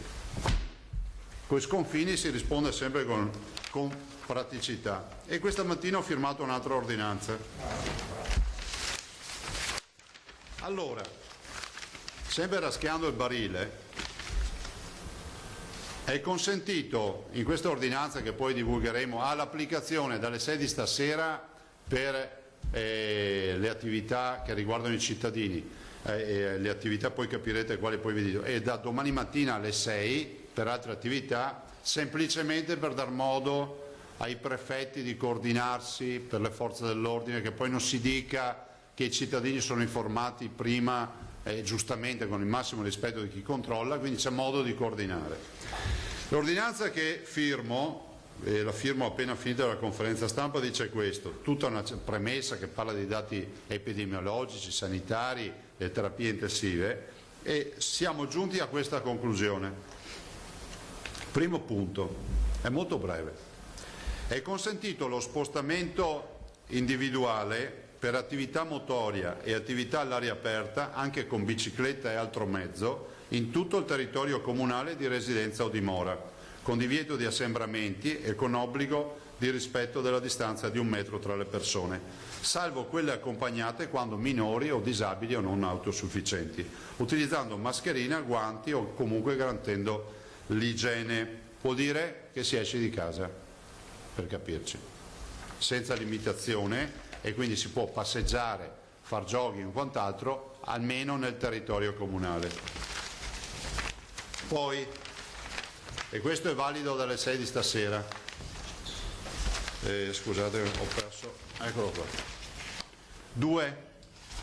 È consentito per i residenti in regione lo spostamento individuale nell'ambito del territorio regionale per raggiungere le seconde case di proprietà o imbarcazioni di proprietà che si trovano al di fuori del comune di residenza per lo svolgimento delle attività di manutenzione e riparazione necessarie per la tutela delle condizioni di sicurezza e conservazione del bene.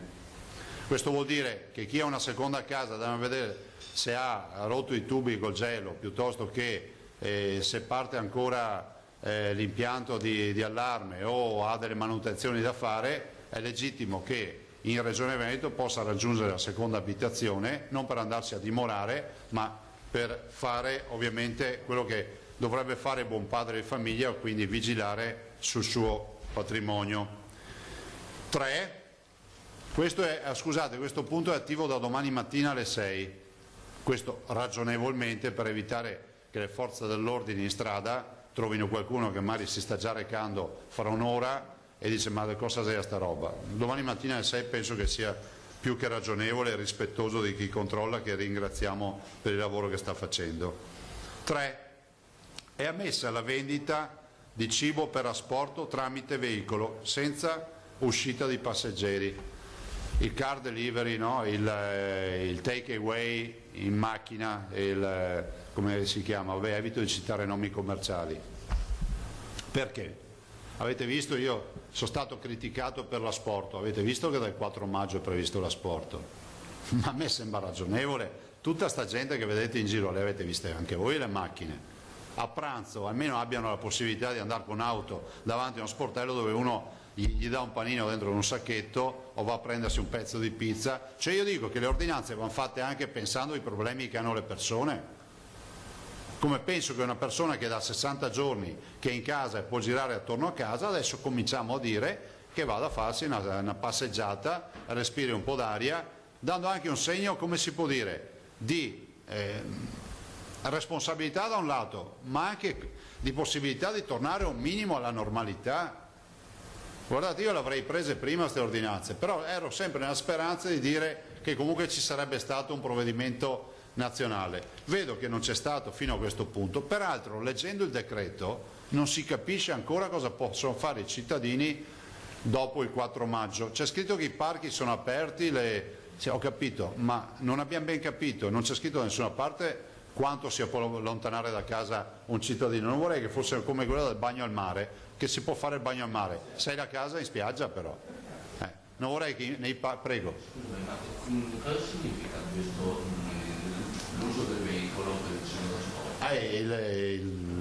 trasporto? No, a parte l'ambulante, ma ad esempio tutte quelle catene che vendono il cibo che lo consegnano allo sportello direttamente in auto all'americana, McDrive per capirci. Sì. 4. Negli ambienti di lavoro si applica il protocollo firmato dalle parti sociali il 24 aprile 2020 e ogni successiva modifica e integrazione, nonché ogni misura relativa agli ambienti di lavoro relativa a settori speciali. 5. È fatto obbligo per tutte le persone nelle attività economiche e sociali di distanziamento di 1 metro, di copertura di naso e bocca con mascherine e di utilizzo di guanti o di igienizzazione delle mani con apposito liquido. 6. Per quanto non diversamente regolato dalla presente ordinanza, vale quanto disposto dalle altre ordinanze che ho fatto, quindi restano tutte in vigore. La presente ordinanza ha effetto relativamente a disposizione del punto 1 dalle 18 di questa sera, quindi si esce di casa e si va a farsi la passeggiata dove si vuole nel territorio comunale. E relativamente alle disposizioni, le altre disposizioni, quindi quella della seconda casa delle imbarcazioni, dalle 6 di domani mattina. Di dare atto che la violazione del presente, vabbè, queste sono le storie delle violazioni, comunichiamo ovviamente alla Presidenza del Consiglio dei Ministri il provvedimento, lo comunichiamo alle prefetture, alle protezioni civili e ai sindaci. Quindi ringrazio tutti per la collaborazione e per la comprensione.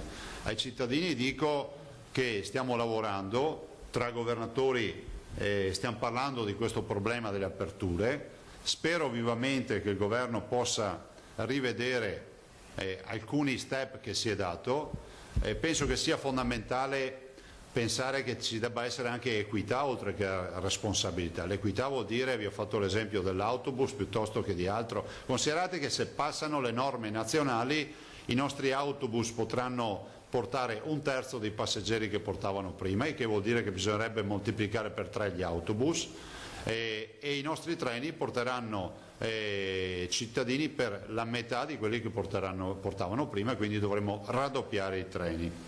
Allora, prima di tutto viene la sicurezza e la salute dei cittadini, però noi non abbiamo ragione di pensare che misure di tutela delle persone con i dispositivi e di apertura vadano nella direzione di mettere nei guai i cittadini. Se poi accade che ripartono dei focolai o quant'altro, ovviamente si dovranno prendere delle misure, cioè non è escluso che possa accadere e non è neanche escluso che si debbano magari circoscrivere i focolai, però non possiamo neanche stare in casa a pensare al focolaio che forse ci potrà essere.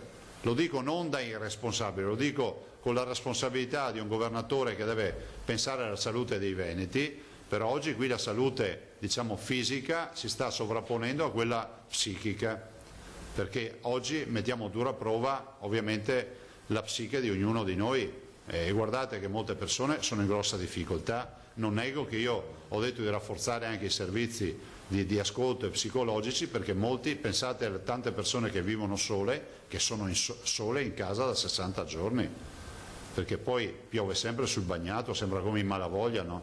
Per citare qualcun altro. In Malavoglia a loro capitavano tutte le sfighe del mondo e quindi dico che ci vuole rispetto per le persone che sono in difficoltà. Domande, ragazzi? Allora io chiederei un po' di disciplina perché ho una area di domande. Vabbè, ma ne facciamo poche, ragazzi, oggi. Se riusciamo a esaurire tutto in una domanda o in una con più quesiti, mi fate la cortesia, grazie.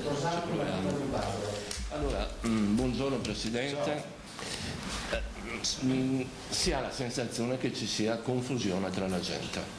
Ce lo dicono i cittadini, ce lo dicono i lettori, arrivano mail, telefonate, messaggi e c'è una ricerca di chiarimento, una necessità di sapere questa sfilza di norme, di provvedimenti. Su alcuni punti la gente non sa letteralmente che cosa deve fare. Si potrebbero fare degli esempi, ad esempio l'attività edilizia. Era parso di capire che si potessero fare opere di edilizia privata dalla tua ordinanza, invece poi apprendiamo che lo sblocco delle costruzioni non è immediato da parte del governo. Ma soprattutto c'è una domanda che io vorrei farti. Mi era parso di capire che le ordinanze regionali possono agire soltanto in termini restrittivi rispetto ai decreti del governo, cioè possono essere restrittive e non espansive. Nel caso invece, ad esempio, dei take away, dei cibi da sport, mi pare che tu hai ampliato una possibilità che il governo non prevedeva. Me l'ho spiegata ieri questa roba qui. Scusate, il governo prevede che si può uscire da casa a prescindere per andare a comprare cibo. Ma mica ho scritto io questa roba qua. Per me lo sport è andare a comprare cibo. Se qualcuno non è d'accordo impugna l'ordinanza, l'ho firmata io. Cioè scusate, guardate che noi non cerchiamo le prove muscolari, cerchiamo di dare un aiuto ai cittadini. Se dopo dobbiamo chiudere tutto, saremo tutto, andiamo a Roma che consegniamo le chiavi e finiamo così. Cioè, dico, qui non è che stiamo giocando a battaglia navale col governo. E lo dice uno che ha avuto sempre un comportamento rispettoso. Ho sempre fatto squadra con chiunque in questi 2 mesi, voglio continuare a farla, ma che il problema nazionale sia la firma del cibo da sport di Zaia vuol dire che non c'è niente da pensare qui che è questo problema qua.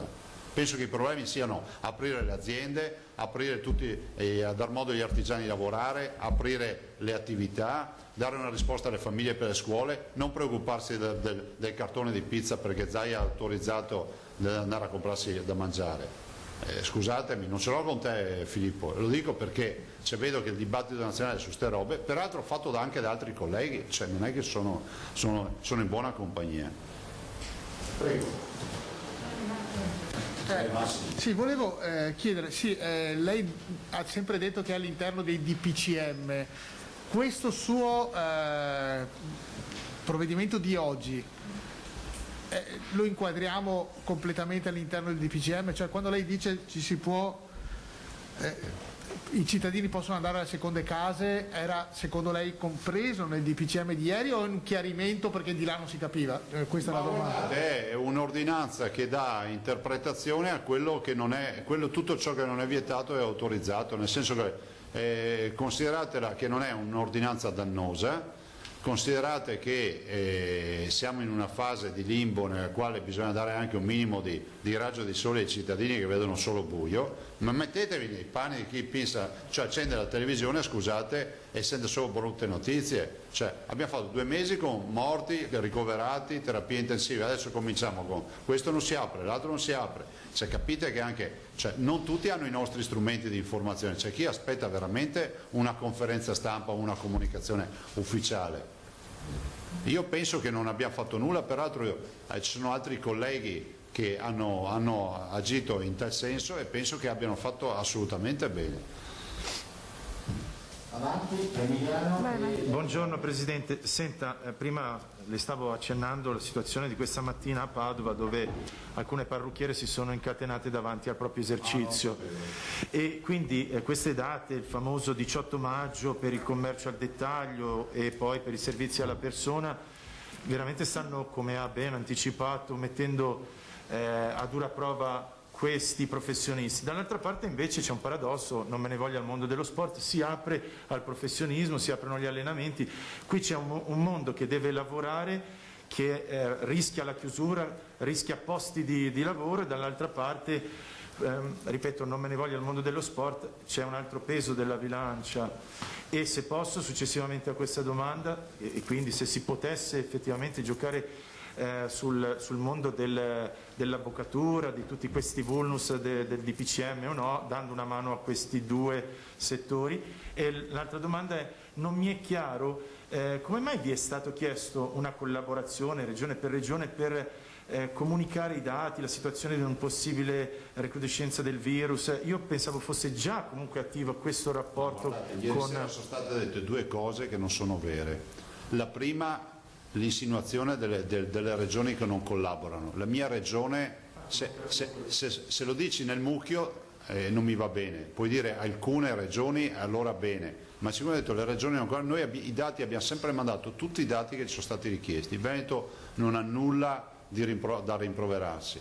2, peggio ancora quando è stato fatto accenno alla cassa integrazione.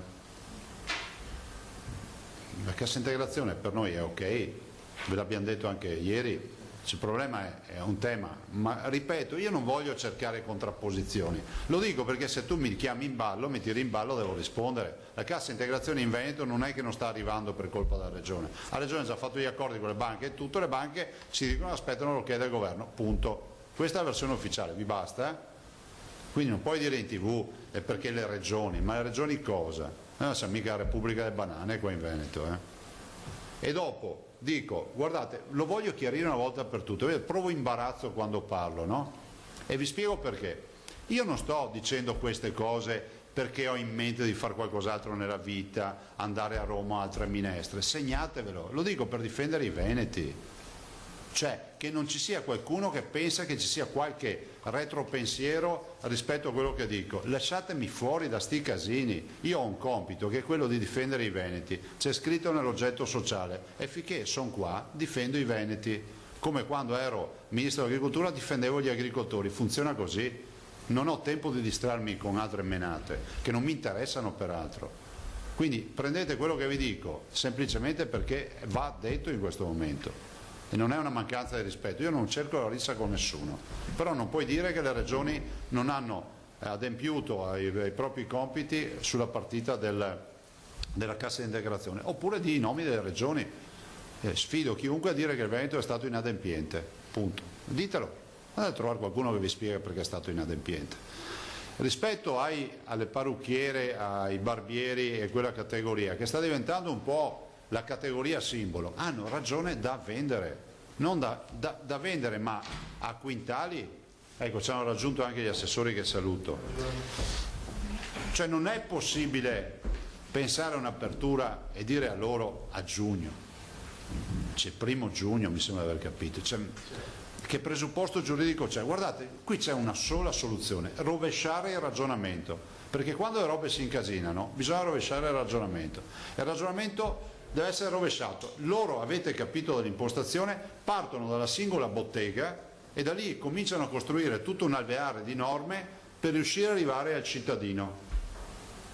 Perché dicono Se tutto sarà blindato, il cittadino a questo punto non sarà neanche la mascherina, gireremo nudi perché sarà impossibile essere contagiati, perché ci toccherà stare a casa, perché è impossibile far tutto. Rovesciamo il ragionamento, partiamo dal cittadino e decidiamo cosa serve al cittadino per metterlo in sicurezza. Serve mascherina, guanti. Una volta che l'abbiamo scafandrato, fra virgolette, può andare dappertutto o no? E non che abbiamo risolto il problema. Dobbiamo rovesciare il ragionamento, perché gli scienziati e gli esperti stanno ragionando impresa per impresa e finisce che poi è inevitabile che questo sistema si incagli. Non possiamo regolamentare tutto ed è purtroppo l'ufficio complicazioni e affari semplici che torna fuori. Perché io ve lo dico sempre, ce l'abbiamo nell'indole noi far così, no? Trovi due che giocano a briscola, dici datevi 2 regole, li trovi dal notaio dopo 2 giorni. Siamo così, è un problema proprio culturale. Proviamo una volta a fare gli anglosassoni. Cittadino per essere messo in sicurezza ha bisogno di 3 robe, basta. Dopo andrà in negozio se cambia la maglia, misura, eccetera, ma anche lì disinfezione del capo d'abbigliamento, disinfezione dello stand per i capi d'abbigliamento, pulizia dei pavimenti, pulizia degli impianti di reazione, disinfezione della commessa, test e tampone della commessa, DNA e TAC e risonanza magnetica a quelli che c'è. Ma dove andiamo a finire? Ma secondo voi è una roba che sta in piedi? Guardate, assistiamo veramente a una lenta agonia con questo sistema ed è preoccupante, è preoccupante. Lo dico fuori dalla politica, guarda, lo dico semplicemente perché invito veramente a rovesciare il ragionamento, partiamo dalla messa in sicurezza del cittadino, di conseguenza poi tutto il resto lo sistemiamo. Non dico che deve essere free di regole, ci saranno delle regole ma minimali a quel punto.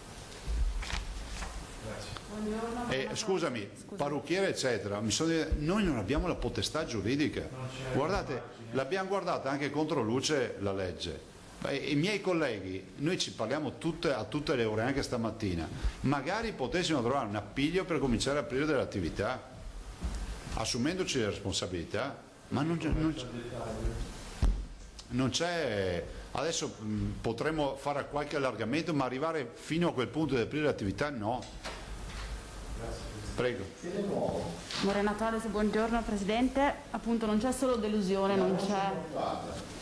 Ho la mascherina pesantissima e non c'è solo delusione, non c'è solo frustrazione, c'è davvero, le famiglie sono in estrema difficoltà, ecco, perché ovviamente il lavoro è collegato alla famiglia. Quando lei diceva prima di poter in qualche modo potenziare i servizi sociali, penso magari anche ad una collaborazione maggiore con i sindaci, ovvero una moral suasion nei loro confronti, cioè davvero si rischiano, Presidente, anche dei gesti non dico estremi, insomma. La disperazione, esatto. Ma tu hai ragione, guarda, i sindaci hanno fatto un lavoro eccezionale in questi 2 mesi, perché poi i sindaci sono in prima linea con i problemi della gente, con i servizi sociali, ma dovremmo assolutamente rinforzare tutto quel fronte, perché immagino che ci sia un sacco di disperazione, iniziano a mancare i soldi, molti ci scrivono che non hanno i soldi per mangiare, perché c'è anche chi viveva ovviamente già tirato prima, perché magari ha avuto mutui da pagare, spese, problemi nella vita, che quando può accadere e accade, e quindi capite che stiamo parlando anche, ne parlavo anche prima con Renzo Rosso, la consegna dei cibi che loro fanno come fondazione, ad esempio per i meno abbienti, con la Croce Rossa e tutte queste attività che sono degne, cioè di alto valore umano, no? Però ricordiamoci, c'è chi non sbarca al lunario, non riesce a mangiare. E questi bisogna rimetterli in pista, L'ipotesi è che perdiamo 50.000 posti di lavoro. La domanda che io mi faccio, ma sono 50.000 benestanti o sono 50.000 persone che hanno bisogno di quello stipendio per vivere? Vi siete già risposti? Antonella Prigioni. Buongiorno Presidente, dato che il DPCM del 4 maggio in qualche modo ricalca la sua ordinanza dell'altro giorno, penso al take away, crede che quell'ordinanza di oggi possa dare stimolo al governo? Penso alle seconde case che molti ci stanno chiedendo, come il governo dice solo che possiamo andare a trovare un congiunto, lei invece ci dà l'autorizzazione ad andare a sistemare casa in regione.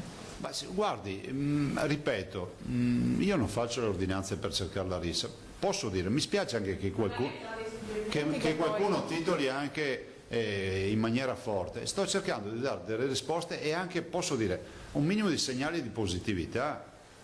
Quando ho deciso di firmare l'ordinanza oggi di uscita di casa senza limiti di distanza da casa, restando nel territorio comunale, e penso che ci sia spazio per tutti per andare in giro, è anche per dire, insomma, che il mondo non si sta fermando, perché la sensazione che respiro è ormai della rassegnazione, della disperazione, e noi non possiamo entrare in quella fase come comunità, perché poi peserà su tutto. Per cui io spero che si rovesci il ragionamento. Guardate, lo dico per la terza volta: mettiamo in sicurezza il cittadino e apriamo. Poi capisco, gli scienziati dicono è sbagliato aprire, li rispetto, ma questa è una visione puntuale, chirurgica di uno solo aspetto.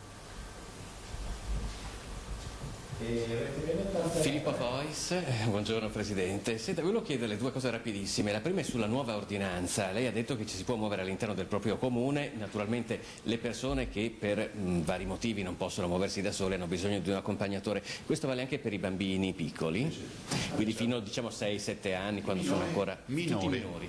Sì, in teoria minori c'è il tema della vigilanza da parte dei genitori. Poi volevo chiederle, tra le tante segnalazioni che ci arrivano, ci sono quelle di genitori che hanno i figli in istituto, figli con disabilità gravi che si trovano in istituti che oramai sono chiusi da metà marzo e che temono veramente il fatto che questa forzata clausura possa avere delle conseguenze molto serie sui loro figli, e ancora chi ha invece dei parenti che sono o per motivi di anzianità, di problemi psichiatrici o di sindromi comunque invalidanti, sono in delle case di cura e non possono andarle a trovare. Le partite delle case di cura, dopo magari lascio la parola all'assessore Lanzarin, che è molto più preparato di me sul tema disabilità e accesso ai luoghi di cura, e magari poi do anche un aggiornamento su questo. Lì sapete che è stato fatto il 23 febbraio il primo provvedimento restrittivo, 24 febbraio restrittivo, poi ancora più restrittivo, vietando ogni forma di accesso. Il tema è che quelli sono posti dove, se i focolai partono, fanno danni tragici, avete visto, per cui è stata fatta questa scelta per la messa in sicurezza. Ricordo che a tutt'oggi, da quell'ordinanza di febbraio, non c'è più presa in carico di nuovi ospiti, quindi gli anziani che attendevano di essere presi in carico e di diventare ospiti di alcune case di riposo non sono più entrati nelle case di riposo. Anche questo è un tema, perché alcuni anziani sono non autosufficienti e oggi sono in carico alle famiglie, come i centri diurni. Altro aspetto che invito l'assessore Nazzarin, dopo di dirvi anche dei centri diurni, quindi dove si portano i disabili di giorno e poi tornano a casa la sera. Io avrei un po' di domande, cioè un po', io ne avrei una marea, vado velocemente, partiamo col direttore del giornale di Vicenza Ancetti, che dice: lei apre la possibilità, visto che il decreto governativo apre la possibilità di ritirare il cibo da asporto solo dal 4 maggio, l'ordinanza della regione è valida o si rischia che qualche carabinieri faccia la multa proprio perché la legge statale per noi è valida? Per noi è valida. Anche perché, se è vero che prima non lo prevedeva, è più vero adesso di prima. Seconda domanda: il decreto del governo dice che sono sospesi i servizi per le infanzie. Posso dire, ci vuole anche coraggio vietare alle persone che sono per strada di andare a comprarsi il cibo, ce ne vuole tanto di coraggio. Il decreto, dice sempre il direttore Ancetti, riporta che sono sospesi i servizi per l'infanzia. Questo rischia di bloccare il tentativo in atto della regione con la FISM e gli altri per riaprire centri e accogliere i figli di chi va al lavoro? Io spero di no, perché il nostro obiettivo è quello comunque di dare una mano alle famiglie. Non è facile e auspichiamo, e dirò anche che il collega Bonaccini sta chiedendo appuntamento, una call conference o una videoconferenza al ministro Azzolina per poter poi proprio parlare di scuole, perché il nostro tema che ci preoccupa è le scuole. Ragazzi, ci sono migliaia di ragazzi a casa, minorenni, che hanno necessità di essere accuditi, quindi essere sorvegliati.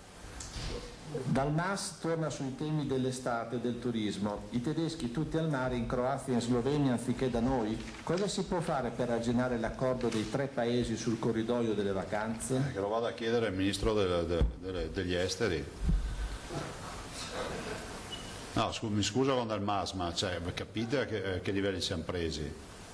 La Croazia fa accordi del corridoio delle vacanze con la Germania che è il nostro primo cliente, cioè in assoluto, cioè sono dei familiari per noi turisti tedeschi. Qua noi non ho ben capito di cosa ci stiamo occupando in questo momento. Dario Converso torna sul tema che le categorie di artigiani, barbieri, parrucchieri eccetera sono scesi in protesta dura. Cosa ne pensa? Ma guardi, io immagino che sarà solo l'inizio questo, anche perché dalle mail, dai messaggi che ci arrivano c'è il mondo intero che è in agitazione. Io sono contro la violenza, sono sempre per, come si può dire, il trovare la soluzione, perché poi la violenza non serve a niente, però bisogna che ci siano entrambe le parti che hanno voglia di fare un passo. Io sono convinto, faccio questo appello, che il governo abbia ancora gli spazi per rivedere la modalità di ragionamento e di approccio a questo problema. La convivenza col virus l'abbiamo capita tutti, i rischi li abbiamo capiti tutti, partiamo dalla messa in sicurezza del cittadino e lavorino su questa visione. Il collega Bonet, Corriere del Veneto, bentornato, perché ha avuto una... Non si può dire?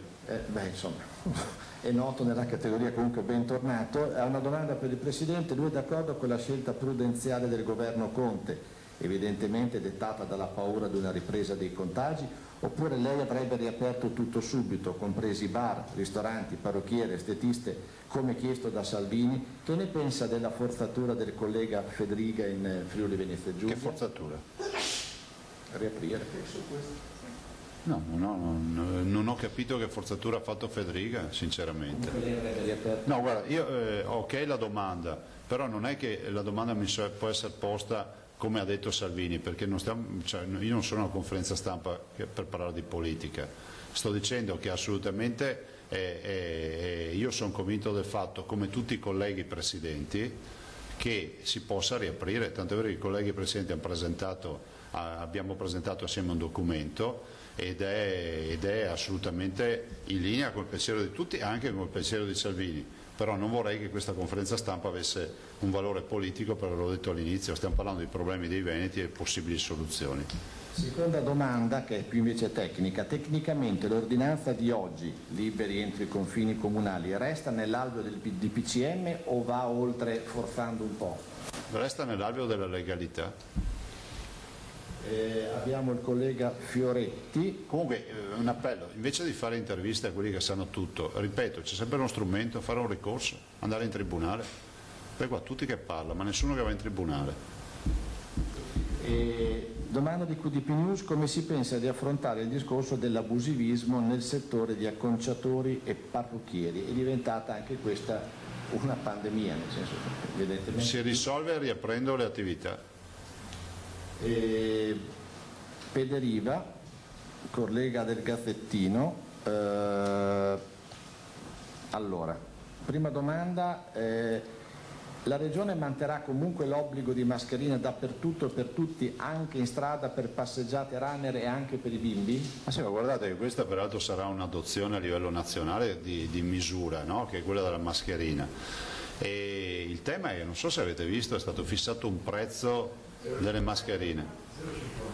Sta esattamente accadendo quello che vi ho detto io. Vi ricordate quante volte vi ho detto sblocchino l'ordinanza sui sequestri? Se sbloccano quella arrivano le mascherine da fuori e quindi sono mascherine che si trovano sul mercato anche a prezzi molto inferiori a questo. Ve lo dico per esperienza.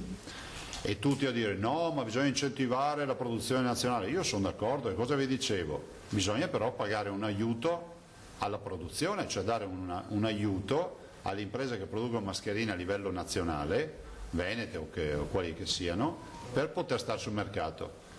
Ma se tu dici che a 50 centesimi è il prezzo, tutta la produzione nazionale sparisce, sparita, perché penso sia il costo di produzione in Italia a 50 centesimi. Neanche, perché noi posso garantirvi che abbiamo comprato mascherine per differenziare gli approvvigionamenti venete, certificate chirurgiche, a €1 all'una. Seconda domanda: alla luce del DPCM che non ne parla, il progetto centri estivi della Regione potrà riguardare anche bimbi dai 6 anni in su, quindi coinvolgendo a questo punto non solo le scuole, non le scuole statali, ma anche le fattorie, le associazioni, le palestre? Scusa, mi sono distratto.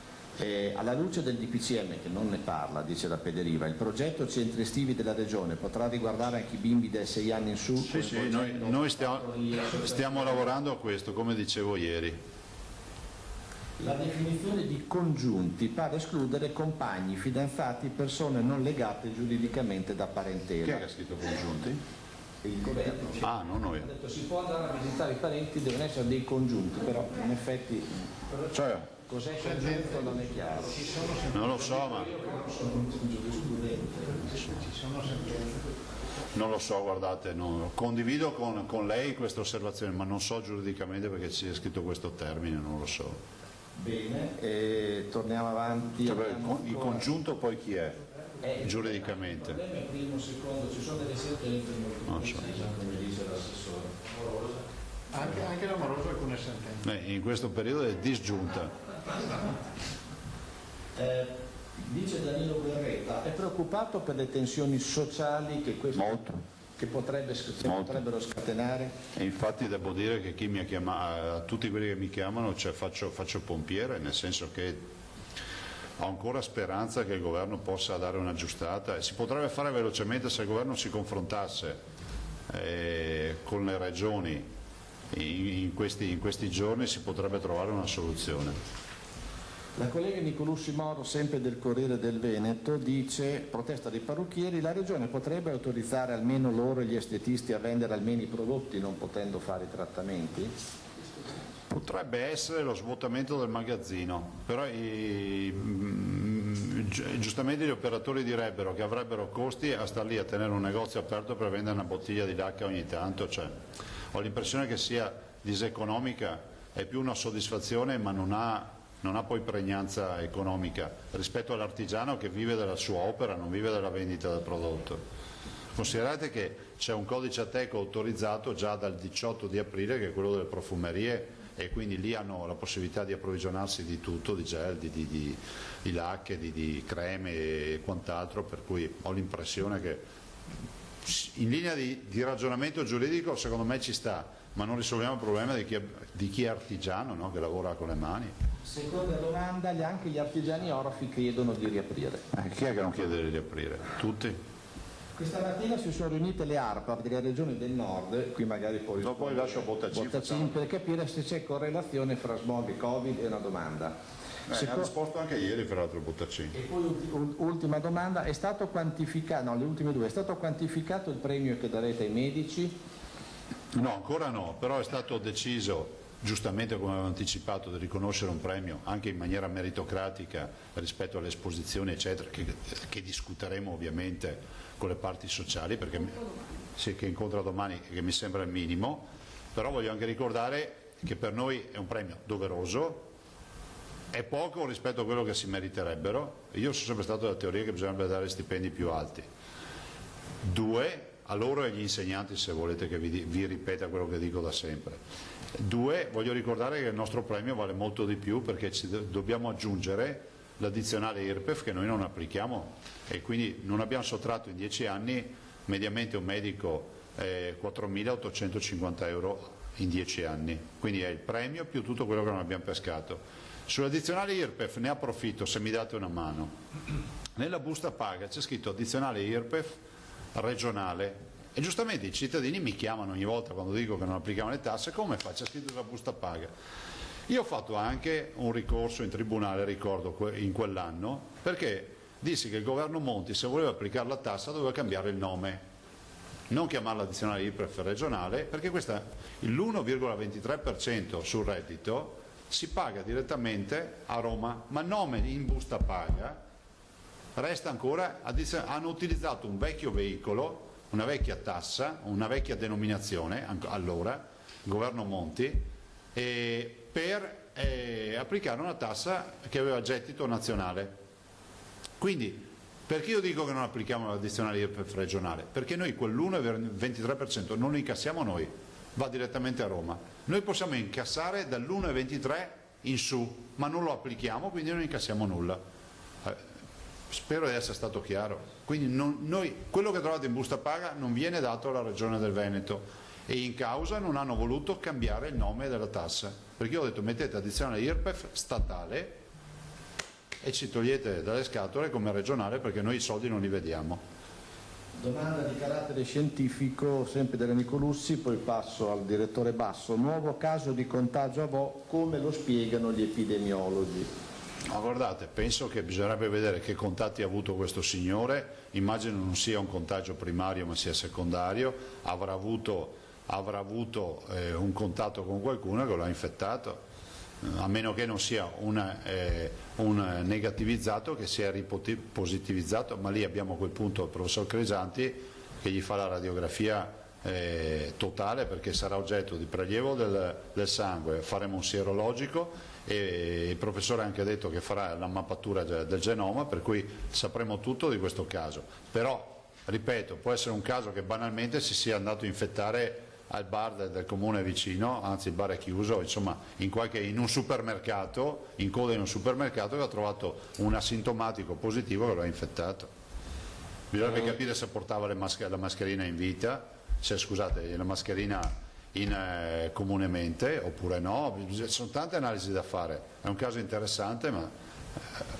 Direttore Basso, e poi siamo alle ultime due. Lei pensa anche a un'ordinanza per spostarsi da provincia a provincia?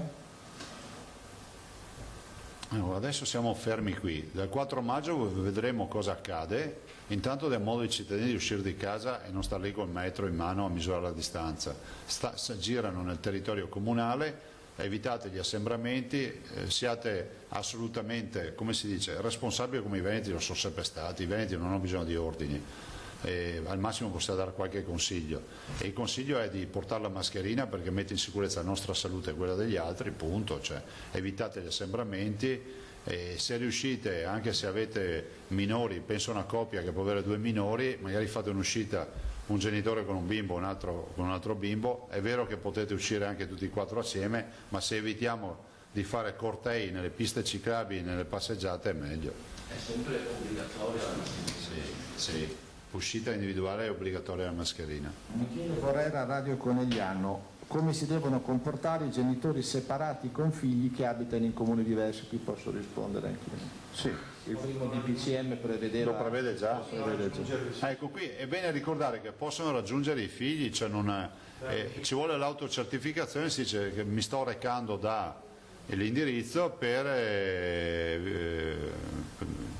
visita ai figli, per tribunale, certo. Disposto dal giudice. Io lascerei un secondo giro, poi... Prego.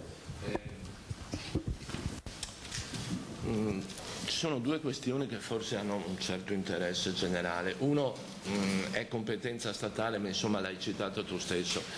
Il problema della scuola sta veramente diventando un problema di impatto familiare, perché ci sono da una parte le famiglie che si apprestano a tornare al lavoro e hanno magari dei bambini piccoli, si è detto che vanno seguiti e vanno accompagnati, eccetera. Ci sono anche i docenti poi che nella scuola dell'obbligo hanno dovuto praticamente in 2 mesi avviare rivoluzionare un'attività didattica digitale che non avevano magari sperimentato negli ultimi 10 anni. È un problema che diventa pressante. Questo è un tema. L'altro tema è quello dei sindaci, anche qui devo dire che in maniera trasversale dicono, anche loro chiedono un confronto proprio con te. Come tu solleciti un confronto tra il governo e le regioni, anche loro chiederebbero un tavolo per stabilire magari un percorso comune, per chiarire un protocollo. Per la scuola? No, in generale, per affrontare l'emergenza. I sindaci sono rappresentati allo stesso tavolo dove ci siamo noi. Cioè, voglio ricordare che c'è il rappresentante dell'ANCI nei tavoli. Cioè, non è che facciamo delle cose, come si può dire, in dissociazione, cioè nel senso che il tavolo è unico nazionale, le linee guida vengono fatte a quel tavolo, cioè i sindaci sono assolutamente parte integrante di questa squadra. Ho sentito anche questa mattina il presidente dell'ANCI Conte, cioè ovvio che è un momento difficile e capisco la difficoltà dei sindaci. Peraltro devo anche dire che i sindaci sono ben rappresentati perché hanno, oltre al loro presidente nazionale dell'ANCI, c'è anche il presidente Marcon come UPI, ma che è anche sindaco. Nella cabina di regia io non ci sono per dire in cabina di regia nazionale. Quindi i sindaci di fatto hanno 2 rappresentanti, noi come regioni ne abbiamo 3, Bonaccini, Musumeci della Sicilia e Fontana della Lombardia. Sul fronte scolastico è possibile... Sul fronte scolastico noi stiamo lavorando, l'assessore Lanzarin assieme all'assessore Donazan stanno lavorando a questi temi. Considerate che è un tema che è di competenza nazionale, per cui se si decidesse di fare qualcosa di importante con le scuole potremmo avere già buoni risultati. Buongiorno, sempre Trolesi di Telenuovo. Giusto per essere chiari, da qui al 4 maggio c'è qualcos'altro che lei potrebbe fare? E l'altra domanda è questa. Mi sembra di avvertire un senso da parte sua di non solo delusione rispetto a ieri sera, insomma, che un po' forse è l'umore italiano, però anche un senso di impotenza, è così? Sì, non a caso abbiamo fatto un referendum in Veneto e poi viene fuori in questi contesti la necessità di poter decidere. I colleghi ad esempio di Trento e Bolzano possono assumere delle decisioni che sono assolutamente più, come si può dire, più libere delle nostre, però al di là di questo a me interessa che di questo punto stampa resti questo: non c'è nessuna volontà di cercare conflitti, non c'è nessuna volontà di politicizzare questo momento, però c'è la volontà di risolvere il problema. Il governo se c'è batte un colpo, nel senso che il provvedimento che sta preparando a mio avviso non funziona, ma non funziona perché non è il ragionamento che sottende la soluzione che ci dà un approccio sbagliato. Giustamente è come dire chiudiamo le strade perché la gente si ammazza in moto, forse varrebbe la pena di rendere obbligatorio il casco e tenere aperte le strade, no?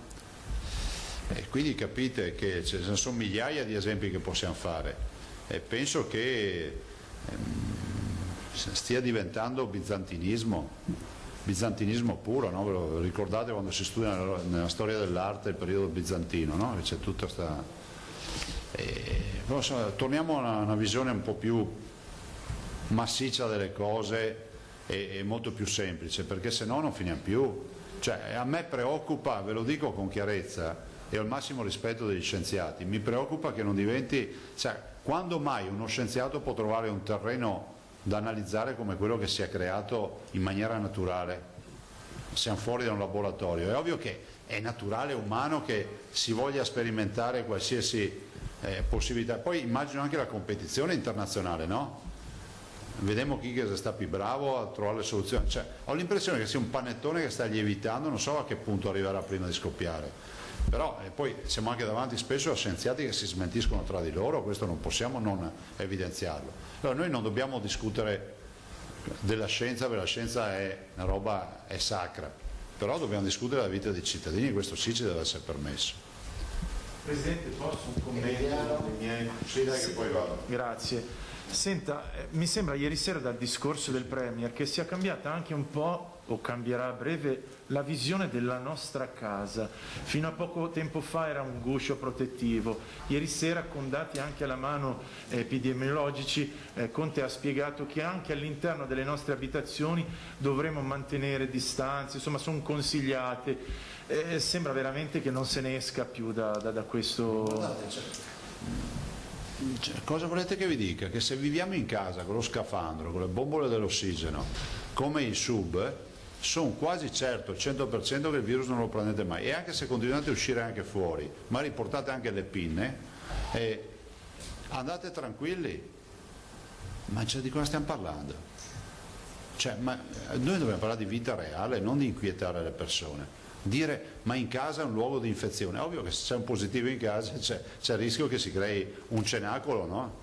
Per il virus, ma è una banalità questa. Prego. Posso chiedere, ma allora la richiesta che fate direttamente al governo, mi sembra di capire, è quella di riaprire una discussione su questi temi, cioè che così... Sì. Non ho la velleità di rappresentare il mondo, cioè nel senso che penso che ragionevolezza e buonsenso ci porti a dire che non è che il problema sia quello di una condivisione di consenso popolare, è un problema di di buon senso, cioè non può funzionare così, non può funzionare così. Cioè, cosa gli vai a dire ai barbieri e al parrucchiere? È ovvio che ci sono anche altri che hanno problemi, ma faccio sempre l'esempio che a giugno non sono a rischio, prima sì, ma non lo so, in base a che regola? Se il virus c'è sempre, no? Se il virus c'è sempre. Non è che cambia fra un mese, ce ne sarà di meno virus, ma ci saranno talmente tante persone che andranno a tagliarsi i capelli che immagino che comunque si concentrerà tutto lì a sto punto. Forse per assurdo dovevamo non mai chiuderle, perché comunque diluivano anche gli assembramenti del parrucchiere. Cioè, capite che no? Poi quando io ho visto la disinfezione delle maglie e dei capi di abbigliamento dei negozi, capite che ha un senso, tutto ha un senso. Anche usare il disinfettante per farci... Io ci ho conosciuto persone che si lavavano con l'alcol in passato, ma quella diventa una psicosi, non è più una roba normale. Se ci laviamo con l'alcol probabilmente siamo più sterili che lavarci con l'acqua e il sapone, però non vi dico di lavarvi con l'alcol, che è una follia. Ma a livello di rapporti con il governo, cioè le regioni, la regione Veneto se non altro chiede una nuova interlocuzione, un nuovo DPCM. Non ha mai chiuso la porta. No. Sì, un nuovo però contatto. Certo, noi abbiamo bisogno di avere delle risposte, questo è poco ma sicuro. Guardate, il 4 arriva, sicuramente si apriranno delle aziende, resteranno problemi per molti artigiani, però non voglio che si lega come un atto di irresponsabilità quello che si sta. Io ho ben coscienza di qual è il rischio, però così non si affronta. Poi magari la mia idea è sbagliata, però io dico come la penso, punto.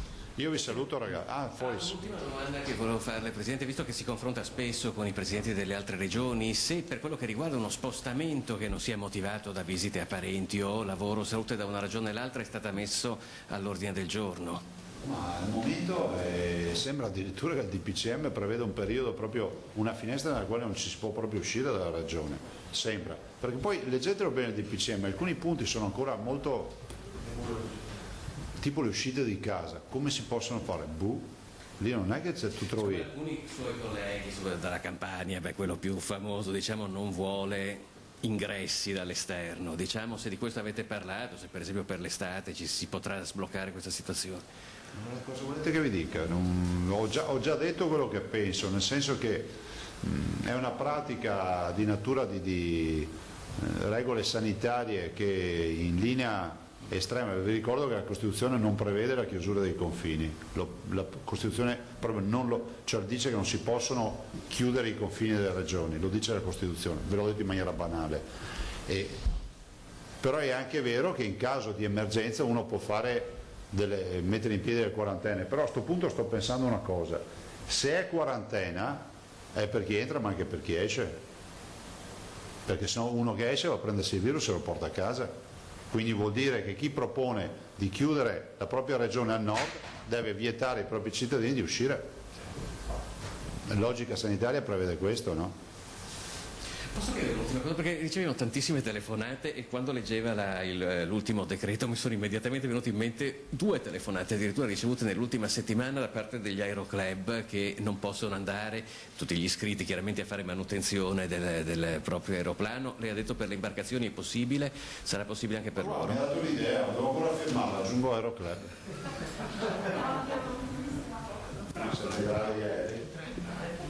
Il Presidente vi lascia. Sì, è un po' più leggera come domanda, ecco. Esatto. Sai che già che faccio fatica a parlare con questa mascherina, aspetta.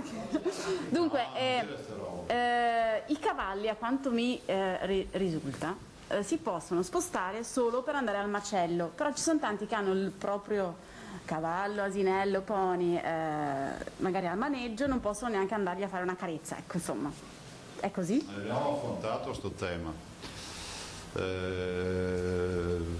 Devo anche dire la verità che lo stiamo approfondendo, perché il tema dell'animale da compagnia, dell'accudimento, però ti rispondo che l'accudimento c'è già nel maneggio, per cui c'è chi... c'è un tema di sentimento, poi no? di affezione, e stiamo facendo questo approfondimento, posso anticipare questo, e secondo me anche questo è un tema Poi devo anche dire che non ve ne ho mai parlato, perché c'è gente che mi scrive perché tu stai bene a casa, i tuoi cavalli non ce n'ho più, è morto purtroppo il mio cavallo, ne avevo uno solo. E poi ho sempre evitato di parlarne perché poi qualcuno non gli venga in mente che io mi risolvi i problemi. Ecco, non ho cavalli da accudire, per cui se ne parlerò è perché molti ci hanno scritto per questo, molti ragazzi peraltro, ragazzi piccoli, perché noi abbiamo addirittura delle squadre, ho scoperto che fanno concorsi con i pony, c'è tutto un mondo, bravi.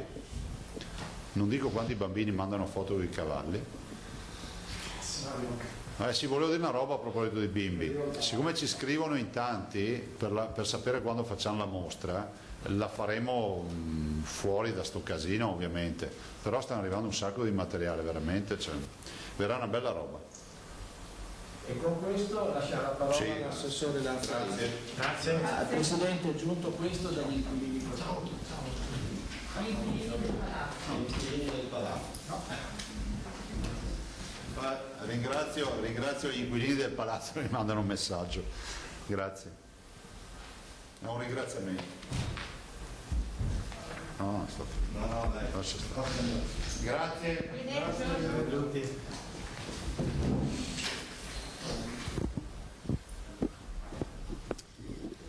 Allora, mi sembrava che c'erano due questioni, uno quella sui disabili. Allora, voi sapete che sui disabili sono chiusi ormai dal 6 di marzo i centri semiresidenziali, i CEOD, insomma i centri diurni, no?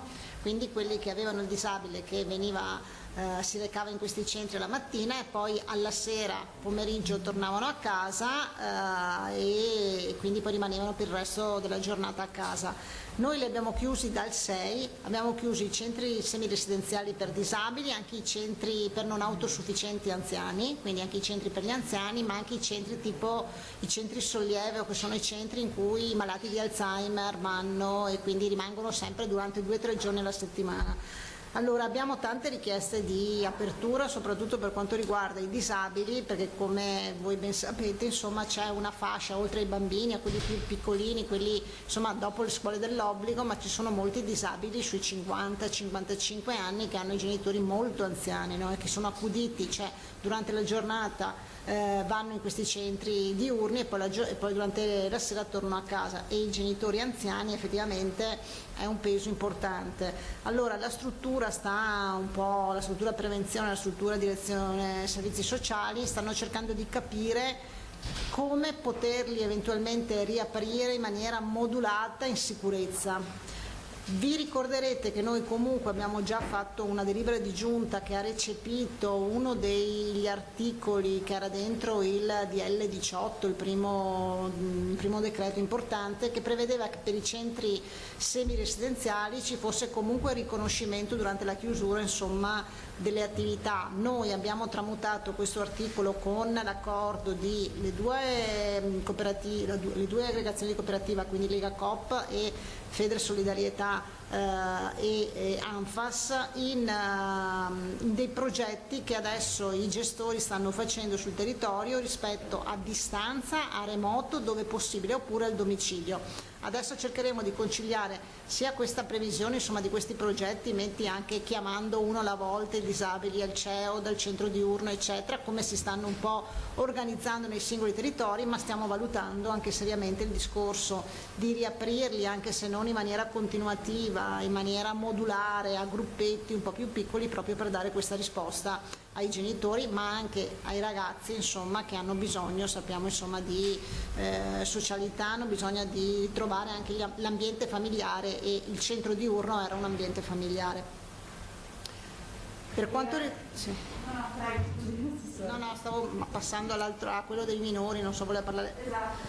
No, sui minori il Presidente ha già detto, noi abbiamo fatto un incontro la settimana scorsa con le varie sigle FISM, Sonidi, ANCI, quindi c'erano anche i comuni, perché molte strutture sono comunali, poi c'erano appunto la parte sanitaria, la parte sociale, l'ufficio scolastico regionale. Eravamo rimasti ad oggi che ci dovevano arrivare, ci stanno arrivando tutta una serie di osservazioni. La direzione prevenzione sta mettendo insieme un po' tutte queste osservazioni, in più delle modalità insomma, che noi abbiamo un po' così pensato, in modo da costruire un piano. Il piano chiaramente non prevede la riapertura di attività didattiche scolastiche, questo non lo possiamo fare, ma tutte le altre attività che possono essere di accompagnamento utilizzando queste strutture, i centri estivi, quindi quelli che possono fare le parrocchie, quelle che possono fare i comuni, i CREST, quelle che potevano fare alcune associazioni sportive che erano appunto durante soprattutto il mese di luglio e di agosto. Stiamo cercando di mettere insieme un po' tutta questa fattispecie, dare delle regole ben precise e poi ci confronteremo e capiremo la volontà nostra, quella di dare una risposta ai bambini, ai minori, rispetto alla socialità, al gioco, il fatto insomma di essere un po' più liberi e anche di incontrare altri bambini, con le misure che insomma si riescono a mettere in atto, e anche rispetto ai genitori. Quindi io credo che la volta di mercoledì, giovedì faremo un nuovo incontro con tutte queste parti per condividere e poi capiremo un po' da un punto di vista legislativo effettivamente fino a dove possiamo andare, insomma, con la volontà che ha già espresso il Presidente.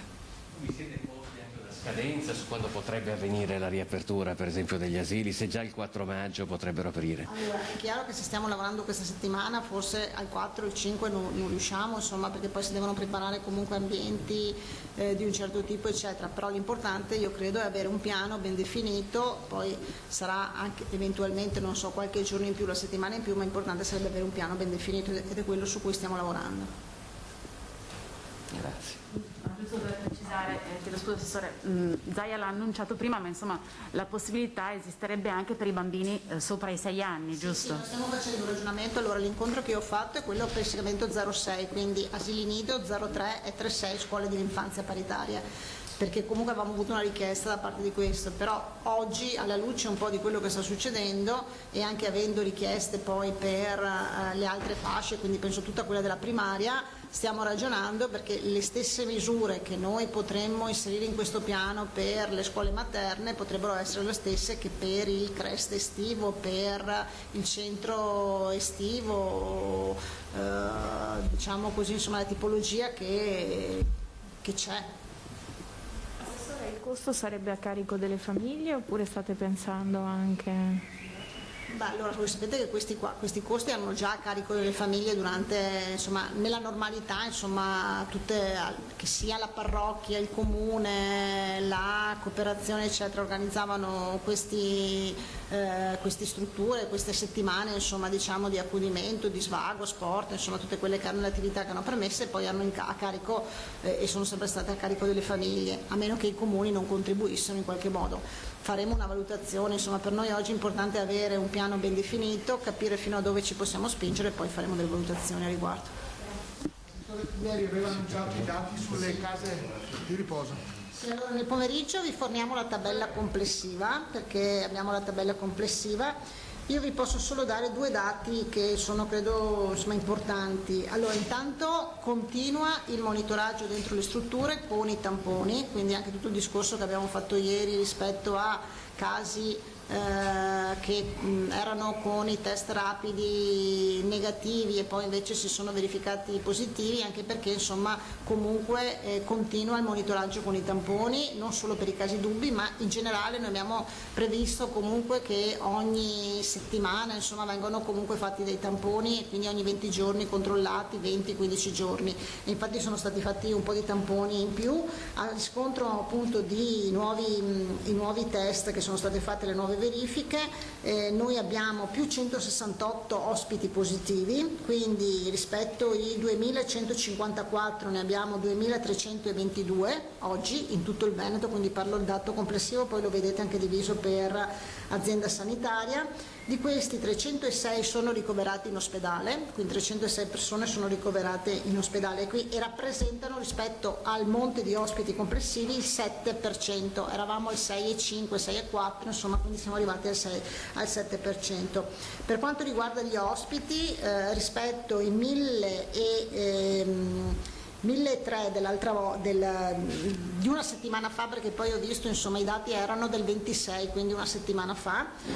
Oggi abbiamo 1.104, quindi più 101 operatori positivi e siamo rimasti a una percentuale del 3,6%, quindi insomma siamo abbastanza in linea. I decessi sono aumentati da 375 a 488. Altre domande? Se no passerei all'assessore Bottacini sui incontri ARPAV, inquinamento regione. C'è la domanda della collega di Russia, ricordo. Un attimo ragazzi che finiamo.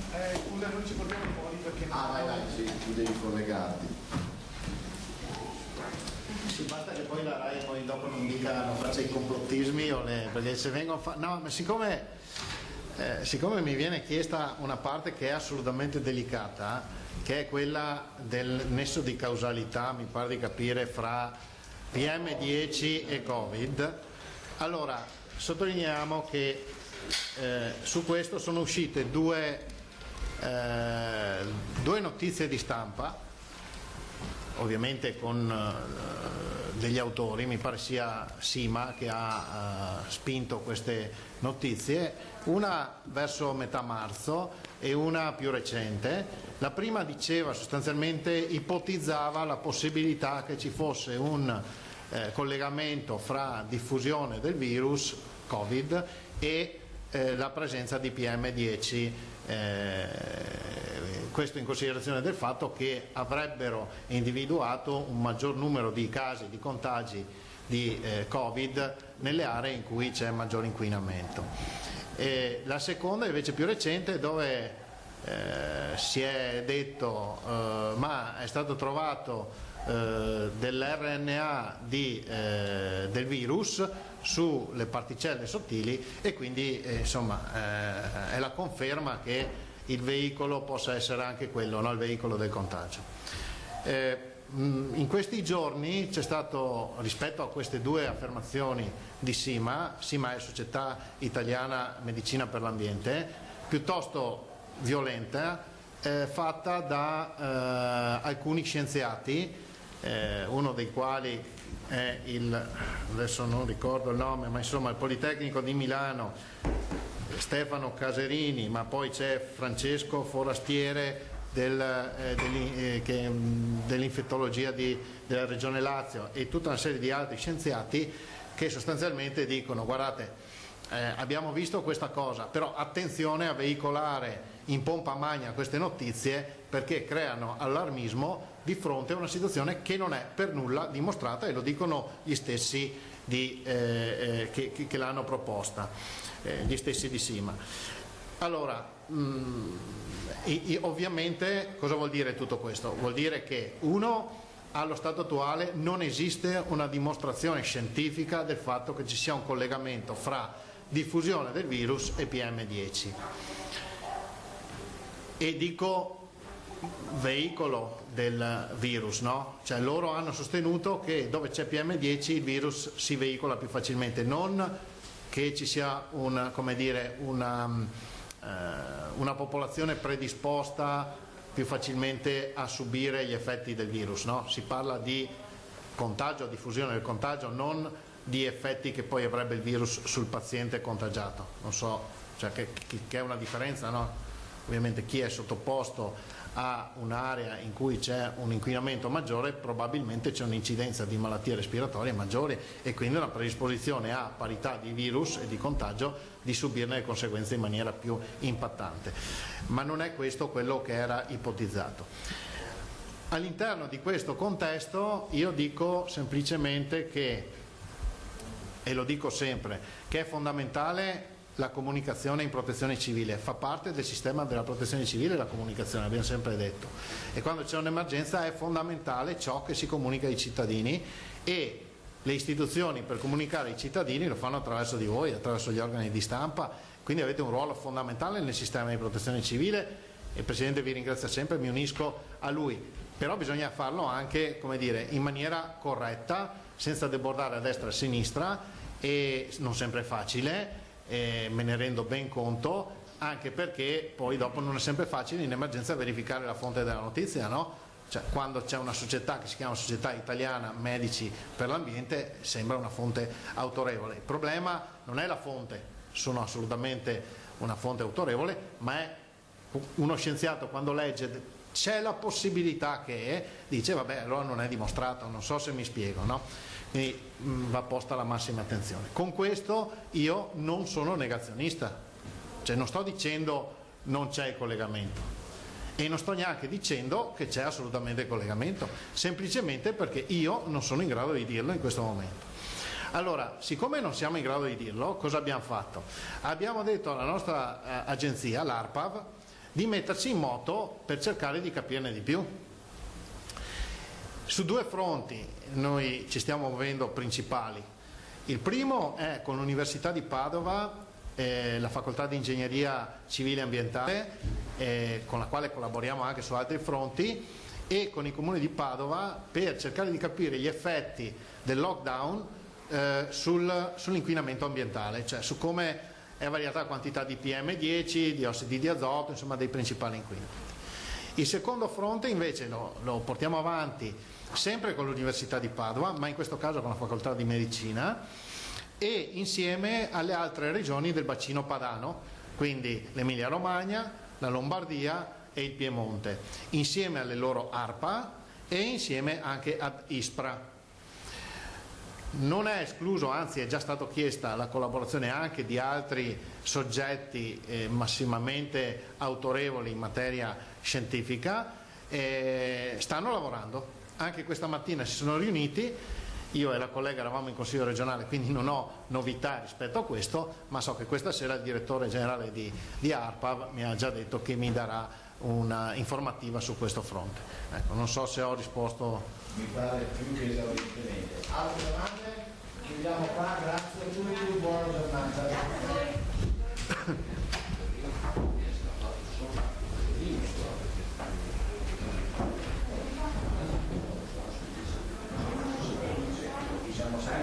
Rieccoci in studio, questo è il punto stampa odierno del Presidente Zaia. Ricco di spunti, a sorpresa è stata annunciata questa nuova ordinanza regionale che entrerà in vigore dalle 18 di oggi, dalle 6 del pomeriggio. Di fatto Zaia risponde in questa maniera al decreto di ieri sera del Premier Conte, quello della fase 2. Insomma, c'è uno scontro, è inutile negarlo, in atto, uno scontro che rischia di diventare istituzionale. Cosa ha detto Zaia? Quali punti salienti di questa nuova ordinanza? Innanzitutto sarà consentito lo spostamento individuale per attività motoria in tutto il territorio comunale con obbligo di distanza ed evitare gli assembramenti con uso di mascherine e guanti e mantenendo l'igiene. Poi sarà consentito per i residenti in regione lo spostamento sul territorio per raggiungere seconde case di proprietà o imbarcazioni di proprietà. Questo era stato invece è negato dal decreto della seconda fase, dal decreto del governo. Ci si può muovere all'interno della stessa regione anche per lavori di manutenzione, ammessa la vendita di cibo per asporto tramite veicolo senza l'uscita del passeggero,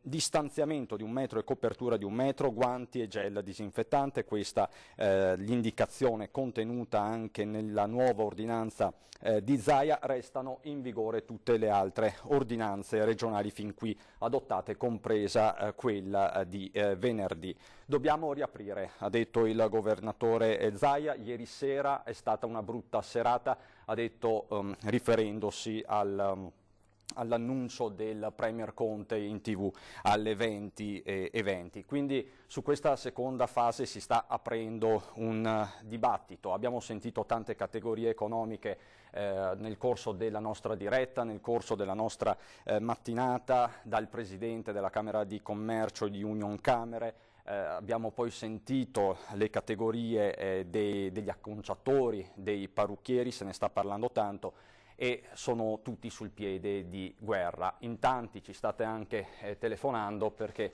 non è facile districarsi tra tutte queste ordinanze, tra tutte queste disposizioni.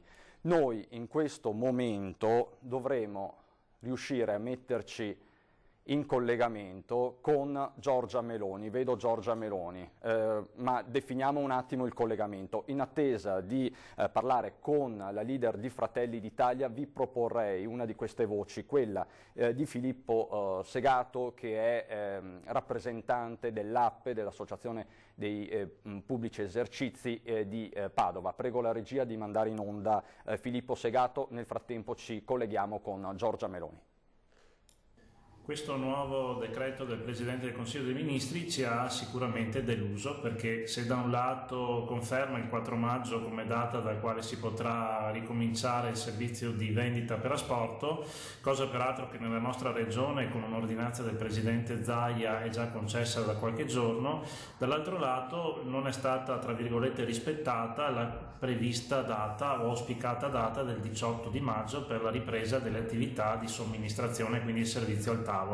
Anzi, tale data viene spostata in avanti di ben 2 settimane, portata quindi al 1° giugno 2020. Questo significa un altro mese abbondante che vedrà diversi pubblici esercizi chiusi, perché per non tutti è possibile o remunerativa l'attività semplice di vendita per asporto o servizio di consegna a domicilio dei prodotti.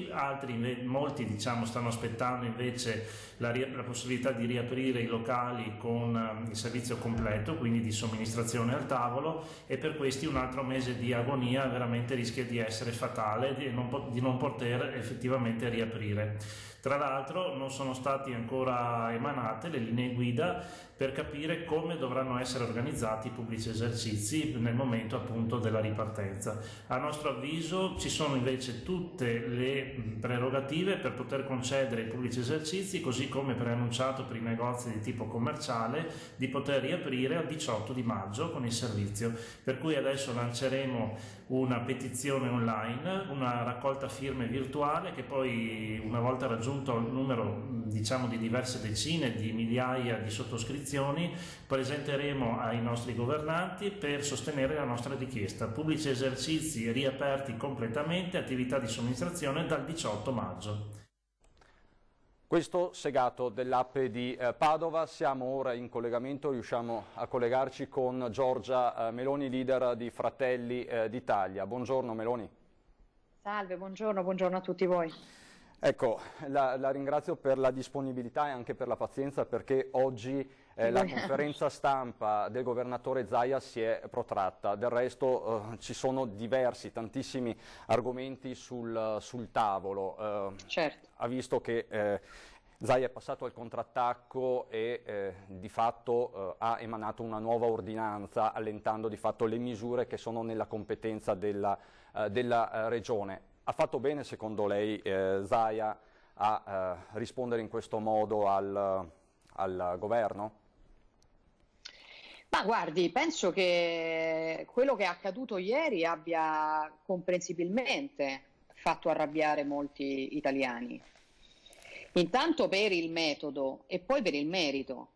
Il metodo, per come la vedo io, è che il Presidente Conte ha dato l'impressione di non organizzare una conferenza stampa perché avesse effettivamente una fase 2 da annunciare, ma di aver cercato, diciamo così, qualcosina da dire sulla fase 2 per poter fare un'altra conferenza stampa alle 8 di sera di domenica davanti a milioni di persone. Non ha chiarito troppe cose e soprattutto ci ha sostanzialmente detto che non c'è una fase 2, c'è una fase 1, ma possiamo andare a trovare i parenti. Questo più o meno è il segnale che è arrivato ieri dal Presidente del Consiglio. Io penso che l'Italia non sia più nella posizione, diciamo così, né di tenere tutto chiuso né di riaprire per settori. L'ho detto e lo ripeto. Penso che la sfida dovrebbe essere quella di concentrarsi sulle misure di sicurezza, fare protocolli molto rigidi e precisi sulle misure di sicurezza e consentire a tutti coloro che possono rispettare e garantire quei protocolli di sicurezza di lavorare. Penso che non possiamo dire ad alcuni settori che devono stare più di un altro mese fermi, penso che non si possa stabilire che diciamo, il principio del codice Ateco ormai sia un principio che rischia di distruggere intere filiere e categorie produttive, e io penso che questo non ce lo possiamo permettere, ma soprattutto non è utile. Cioè, perché se io sono un parrucchiere e posso garantire diciamo, il rapporto di 1 a 1 con le mascherine, con i guanti, non posso lavorare? Perché se io ho un bar non posso consentire, o un ristorante, non posso consentire che le persone si mettano in fila come fanno per i supermercati, servirle col distanziamento sociale, con i meccanismi di sanificazione che sono necessari? Perché devo stabilire il principio che ci sono intere categorie che devono morire? Oltretutto, l'altra cosa che manca, mi perdoni, ma è diciamo anche tutta la parte sul ristoro di queste aziende, cioè degli strumenti economici che il governo intende varare, perché io ieri diciamo, ho sentito un po' di comizio di Conte, ci dice abbiamo in mente di fare, noi pensiamo di... Ma il Presidente del Consiglio le conferenze stampa le fa quando li ha approvati i provvedimenti, non quando ci sta pensando. Prima decidi che cosa fai, poi ti presenti in televisione e annunci queste sono le misure che... Perché altrimenti diciamo diventano... quella si chiama propaganda, è un'altra cosa. Io distingo le due cose. Ieri sera però Meloni non l'ha citata. No, non mi ha citato, ieri sera non mi ha citato, però insomma il problema mio non è che mi cita, il problema mio è che l'impressione che io ho è che il Presidente del Consiglio, diciamo, utilizzi questi strumenti per fare politica, che per carità in un momento normale sarebbe stato comprensibile, ma in questo momento lo è un po' meno. Poi io non ho paura di essere citata, perché ringraziando Dio sono una persona che può sempre... dimostrare e giustificare come dall'inizio anche di questa pandemia Fratelli d'Italia e la sottoscritta hanno tentato di dare una mano. Poi se Conte la vuole buttare in politica perché nello specifico appunto concentrarsi su di noi vuol dire magari non dover rispondere ad altre domande che i cittadini vorrebbero fare, insomma non è che mi spavento, però voglio dire che secondo me in questa fase il governo non sta...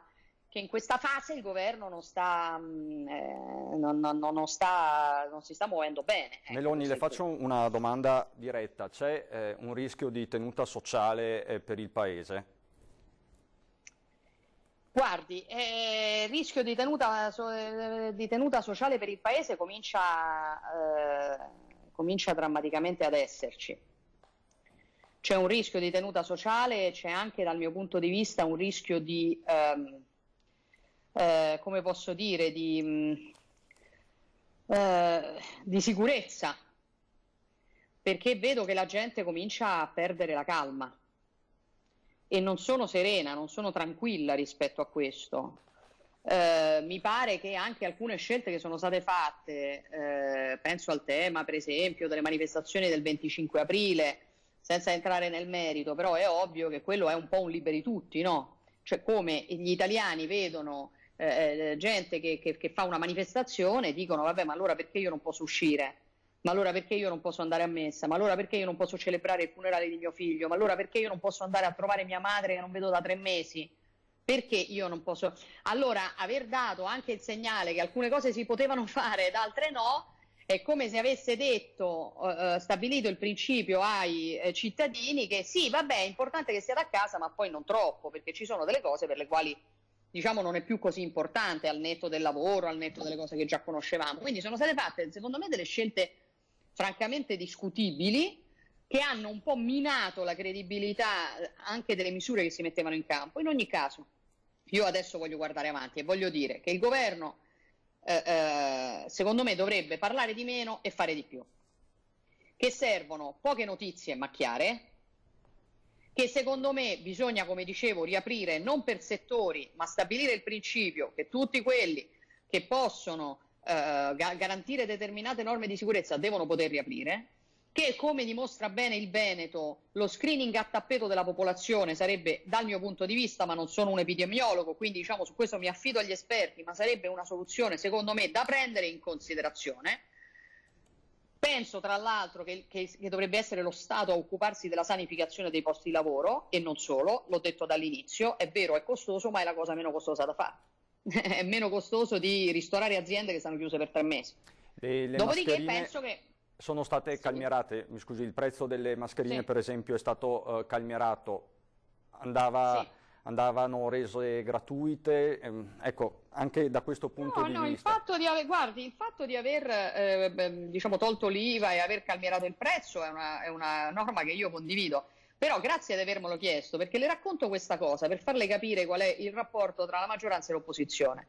Fratelli d'Italia aveva depositato un emendamento che prevedeva esattamente quello che ha fatto ieri il governo e che Conte ha annunciato in pompa magna, al decreto Cura Italia, che è stato bocciato dalla maggioranza di governo circa 2 settimane fa.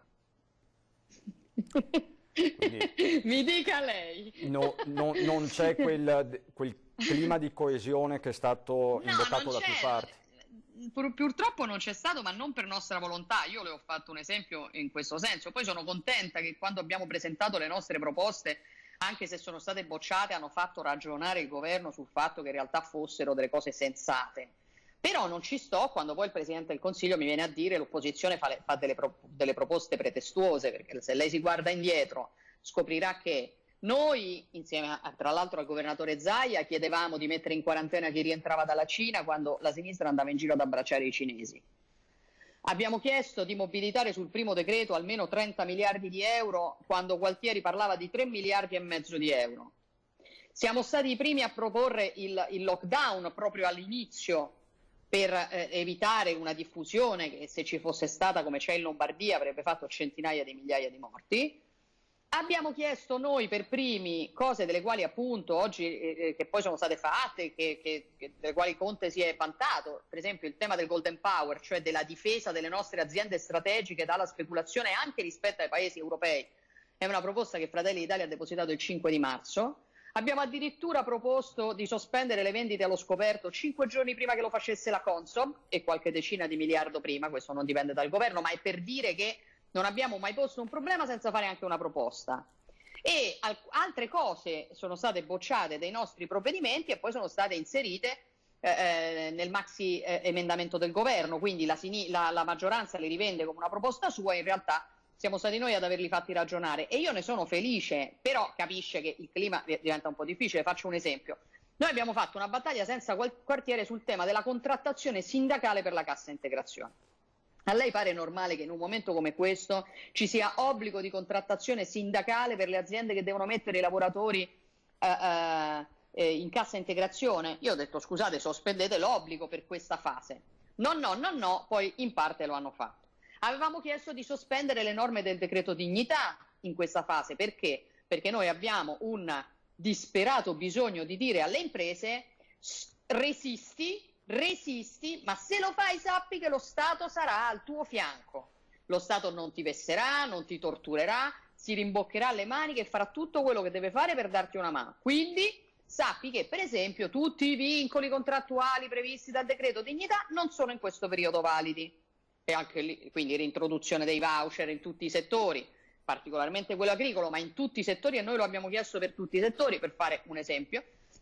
Ci hanno detto di no. Poi almeno per i contratti a termine il decreto dignità è stato allentato sempre nel maxi emendamento del governo. Quindi diciamo noi la nostra parte abbiamo cercato di farla, non per il governo, la facciamo per gli italiani, per i veneti, per le persone delle quali ci dobbiamo occupare perché è nostro compito farlo e speriamo che però si riesca a portare a casa qualcosa di più delle proposte sensate che facciamo. Adesso c'è a mio avviso una battaglia molto importante sul tema del decreto liquidità.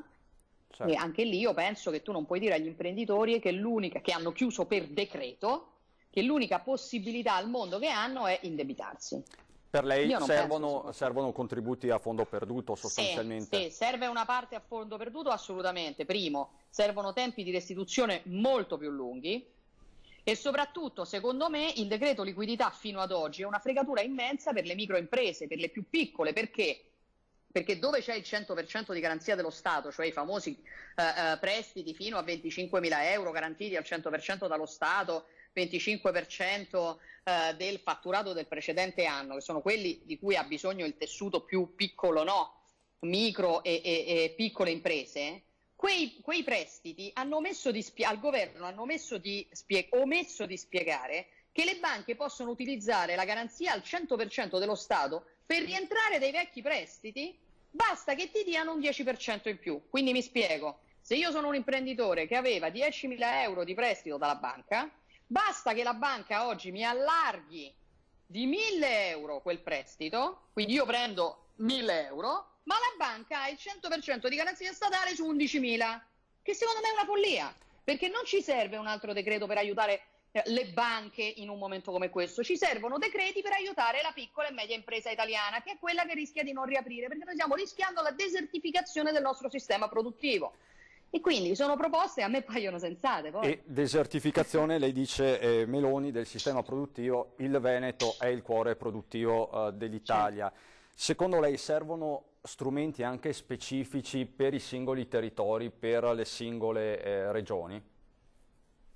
Guardi, secondo me servono strumenti specifici per i singoli settori e chiaramente il Veneto, diciamo, per esempio, noi abbiamo lavorato tantissimo sul tema del turismo. Veneto, prima regione d'Italia, non devo spiegare ai veneti, no, quanto il turismo incide e quanto incide il turismo internazionale, che insomma pesa il 60% sul totale del turismo veneto.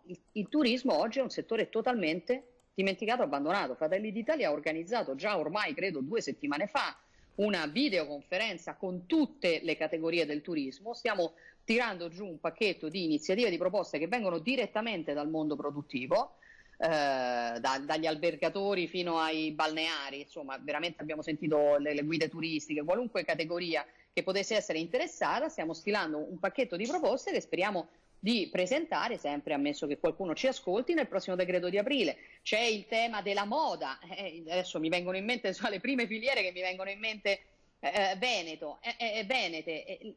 Sulla moda siamo molto in ritardo e una regione come il Veneto lì soffre particolarmente. Io penso a un'azienda come Peserico, che ha 60 anni di storia, 200 dipendenti, 300 collaboratori, e quelle sono aziende che oggi non hanno praticamente potuto vendere la collezione primaverile, poi vedremo su quella estiva, ma quella primaverile, comunque primavera-estate, ma hanno soprattutto la difficoltà di riuscire a programmare la collezione autunno-inverno, quindi rischi di avere un anno intero di lavoro che non riesce a fare. Quindi anche per la moda, che insomma dalle parti vostre sono davvero migliaia di imprese, miliardi e miliardi di fatturato, credo che sia un altro settore sul quale il governo deve concentrarsi specificamente. Poi c'è ovviamente il tema del commercio che insomma abbiamo citato prima, quindi non è una questione tanto di territorio, è sicuramente una questione di settori e in Veneto, diciamo, di settori ce ne sono parecchi, essendo appunto la locomotiva che conosciamo. Un ultimo flash, Meloni, poi so che deve andare a diversi impegni. Un suo giudizio sull'operato della Regione del Veneto del governatore Zaia, questo anche in vista, immagino, di future alleanze elettorali. Ma guardi, noi ovviamente siamo al governo con Luca Zaia, però al di là di questo penso, insomma, che sia sotto gli occhi di tutti che la regione Veneto in questa emergenza si è mossa molto bene, e credo che il segreto sia stata la velocità.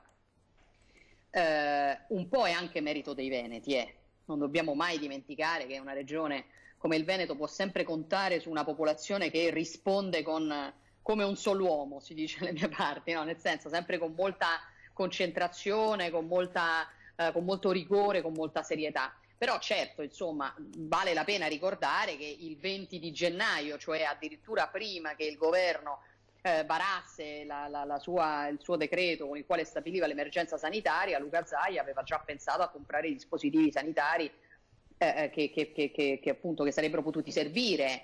Vale la pena ricordare che hanno fatto uno screening a tappeto con i tamponi su buona parte della popolazione, che è tra l'altro la proposta che Fratelli d'Italia sta facendo per il piano nazionale. Questo io significa, credo che Meloni, che c'è spazio per un'alleanza per parlare di elezioni regionali quando verrà il momento, la strada è tracciata. Certo, ma penso che speriamo che si possa votare il prima possibile. Chiaramente quando è possibile farlo, chiaramente quando tutti possono fare campagna elettorale con gli stessi strumenti, perché la democrazia si basa su questo, però insomma speriamo che si possa tornare alla normalità il prima possibile e quindi anche votare in Veneto e nelle altre regioni nelle quali si deve votare, e insomma noi continuiamo il nostro percorso. Mi pare che Fratelli d'Italia tra l'altro in questa fase anche in Veneto insomma sia cresciuta molto, anche con una classe dirigente molto radicata, presente sul territorio, che ogni giorno ci aiuta anche a creare questo legame tra la dimensione nazionale e la dimensione regionale. Io sono stata moltissimo in Veneto in questi, insomma, prima che non ci si potesse più muovere, e intendo ovviamente tornare. Il Veneto è una regione che ci sta dando grandi soddisfazioni e che per noi è sempre un modello al quale guardare con grande interesse. Meloni, grazie per la disponibilità, buon lavoro, arrivederci. A voi, arrivederci. Adesso per noi c'è un momento di pubblicità, a dopo.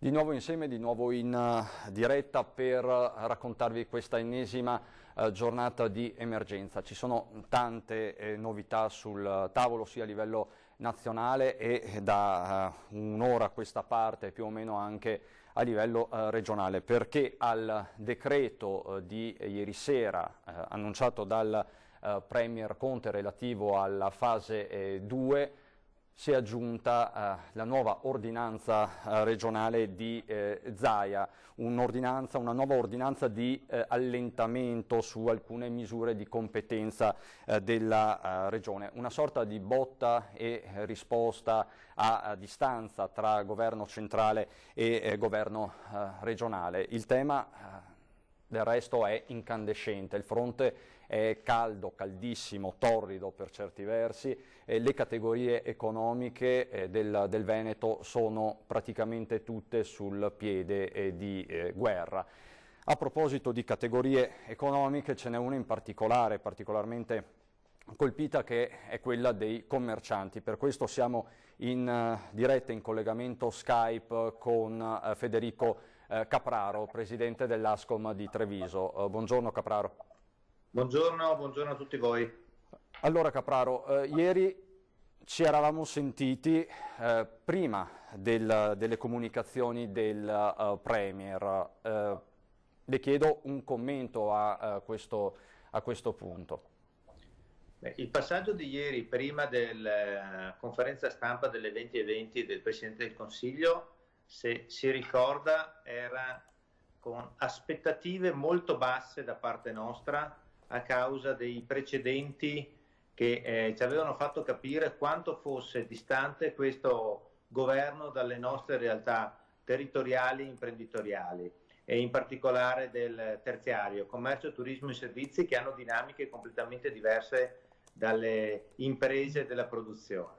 Ovviamente la delusione è stata evidente, è cambiato, l'ho sentito molto anche nel nervosismo del governatore Zaia nella conferenza di oggi, è cambiato uno stato, c'è una preoccupazione generalizzata e credo corretta, una preoccupazione che è diventata però esasperazione per gli abitanti dei nostri centri, e è diventata, ahimè, disperazione dei nostri imprenditori, e questo è un segno evidente che le cose sono precipitate, è un segno evidente che il governo deve intervenire con misure completamente diverse.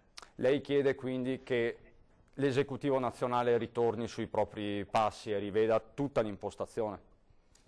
Ma per chiarezza, siamo ancora nella fase 1, cioè l'annunciata fase 2 è un bluff, noi siamo ancora all'interno della fase 1, è meglio che chiariamo questo aspetto, altrimenti siamo tesi con un lato a tutta una serie di speranze, di aspettative, di prospettive, che in realtà mancano, perché mancano i presupposti. Queste misure sono misure ancora di fase 1.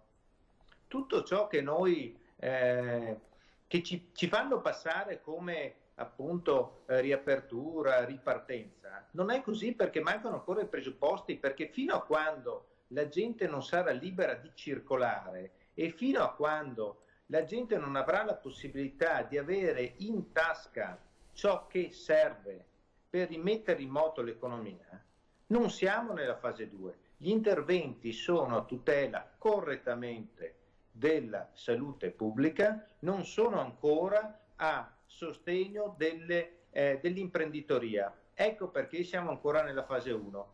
Questo indipendentemente dai grandi giri di parole che abbiamo sentito ieri sera. C'è tutto il tema del sostegno economico, perché un conto sono le riaperture, un altro è il sostegno ai negozianti, alle partite IVA, agli autonomi che in questo periodo hanno visto drasticamente diminuire il loro lavoro, se non scomparire del tutto. Ecco, dal punto di vista del sostegno economico, 600 euro adesso diventeranno 800 euro, bastano? La domanda forse è mal posta e mi sa che è retorica, ma si può andare avanti ancora a lungo in questa maniera? No, queste non sono misure. Guardiamo le misure degli stati stranieri che ci circondano senza andare oltreoceano negli Stati Uniti. Quelle sono le misure a sostegno dell'economia. Questi sono dei palliativi che, come dicevo, creano solo esasperazione nelle persone e disperazione nelle imprese. Non ci può essere una partita IVA che può andare avanti con un sostegno di 600, di 800 euro. Non ci può essere un'impresa che può andare avanti con un sostegno, per quanto immediato, più lento che sia, con 25.000 euro pari al 25% del fatturato. Stiamo parlando in questo caso di nano imprese, cioè imprese che fatturano 100.000 euro l'anno. L'economia nostra si basa su una realtà che è completamente diversa e ha bisogno di interventi completamente diversi. Gli unici interventi che oggi noi possiamo registrare come positivi sono quelli sulla cassa integrazione, cioè la messa in sicurezza dei nostri collaboratori, con la possibilità anche dell'annunciata proroga di ulteriori 9 settimane. Questo è l'unico strumento che è stato dato a sostegno dei lavoratori. Per il resto nulla si è ancora visto. Sono tutte presentazioni di scenari che non danno soluzioni alle imprese. Diciamo, Capraro, che in questo momento i lavoratori delle vostre imprese sono maggiormente in sicurezza, per fortuna, di voi imprenditori. Certo che sono in sicurezza, ma sono preoccupati perché non c'è differenza tra il datore di lavoro e il lavoratore nelle nostre imprese del terziario, perché siamo tutti i giorni fianco a fianco a collaborare insieme, non sono dipendenti, sono collaboratori. La loro preoccupazione è la nostra preoccupazione, il contrario. Per cui loro per primi sanno che allo scadere della 9ª settimana il rischio vero è che l'impresa non ci sia più e che non ci sia più la prospettiva. Questo è il dramma e questo è il vero dramma che a Roma non riescono a capire. La messa a rischio delle imprese, il tessuto che sostiene il Paese. Questo, Capraro, sul fronte nazionale. Zaia poco fa nel corso del punto stampa ha annunciato una nuova ordinanza, di fatto rispondendo alla misura nazionale. Ovviamente lo ha fatto all'interno dei limiti, delle prerogative della Regione, anche se non mancheranno polemiche probabilmente. Questa nuova ordinanza, non so, ha avuto modo già di vederla, ha visto perlomeno la conferenza stampa, cosa ne pensa? Beh, innanzitutto, mi scuso, una precisazione. Stiamo parlando di un'ordinanza sulle limitate competenze che ha la Regione su questa partita, che interviene sull'aspetto sanitario ma non può intervenire sull'aspetto economico. Per cui nella sostanza è un'attenzione verso il territorio, ma non riguarda le imprese. Dopodiché il passaggio che noi evidenziamo, e quindi per capirci è un'ordinanza che cambia poco per il nostro mondo, anche se capiamo che è un'attenzione che nasce da un fatto principale, che chi è sul territorio come il nostro governatore conosce le imprese, conosce le dinamiche, ecco perché lì dove può interviene e ecco perché prima mi sono permesso di dire che l'ho visto piuttosto nervoso, perché ahimè capisce che ciò che stanno facendo a Roma non è ciò che serve a noi. Ecco, per dovere di chiarezza. È un piano di riapertura completamente diverso. Attenzione, non a discapito della sicurezza, perché i primi responsabili della sicurezza sul lavoro, dei nostri collaboratori e dei nostri ospiti, dei nostri clienti, siamo noi imprenditori. Capraro, solo per dovere di chiarezza, nella nuova ordinanza l'unico, diciamo così, l'unica ricaduta sul commercio è che è ammessa da parte dell'ordinanza regionale la vendita di cibo per asporto tramite veicolo senza l'uscita dei passeggeri. Non vi cambia certo la vita, vi aspettate qualcosa di più da parte del governo? Sono iniziative che vanno a sostegno dei settori che hanno aperto.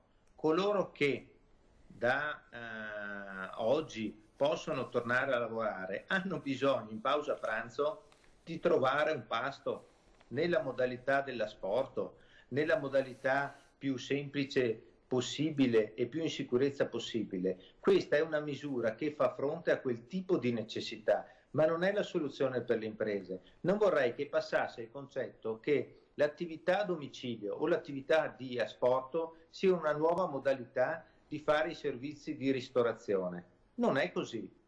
I ristoranti non nascono con questo tipo di organizzazione. Oggi gli imprenditori di quel settore, chi può, si sta organizzando per servire coloro che ne hanno bisogno e per mantenere in vita, con questo lumicino che rimane acceso, la propria attività. Ma Capraro, non è questa la soluzione per le imprese. Capraro, la ringrazio, un messaggio forte e chiaro. Ci aggiorniamo nei prossimi giorni perché sicuramente ci sarà di che parlare, di che discutere. Grazie Capraro, grazie buon lavoro. A voi, non mancheranno certo gli spunti. Le novità.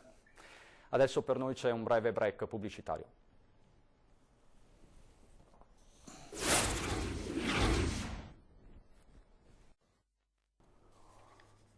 Di nuovo in onda per l'ultima parte di questa edizione straordinaria. Cerchiamo di fare un po' il punto di questa prima parte di giornata partendo dai dati diffusi dalla Regione del Veneto con azienda zero. Nelle 24 ore tra le 8 di ieri mattina e le 8 di questa mattina si sono registrati 108 casi di contagio, quindi l'aumento è di 108 unità nelle varie province del Veneto. Siamo a 8.860 casi attualmente positivi.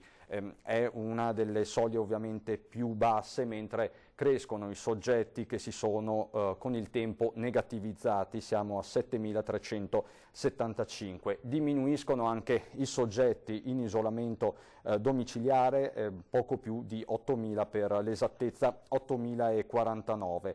Per quanto concerne i decessi continuano e sono 13 nelle 24 ore, 13 decessi nei vari ospedali del Veneto, con il picco che si è registrato ancora una volta, lo vediamo insieme all'ospedale di Villafranca di Verona. 2 giorni fa erano stati 6, ieri 5, quindi l'ospedale di Villafranca si conferma maglia nera da questo punto di vista, si continuano a piangere tante vite che non ci sono più. Per quanto concerne invece le terapie intensive, continua anche qui la lenta discesa degli indici di occupazione, siamo a 123 letti occupati, meno 1 rispetto a ieri. Continuano a diminuire, anche se il numero è stazionario, i ricoverati in area non critica, 1099.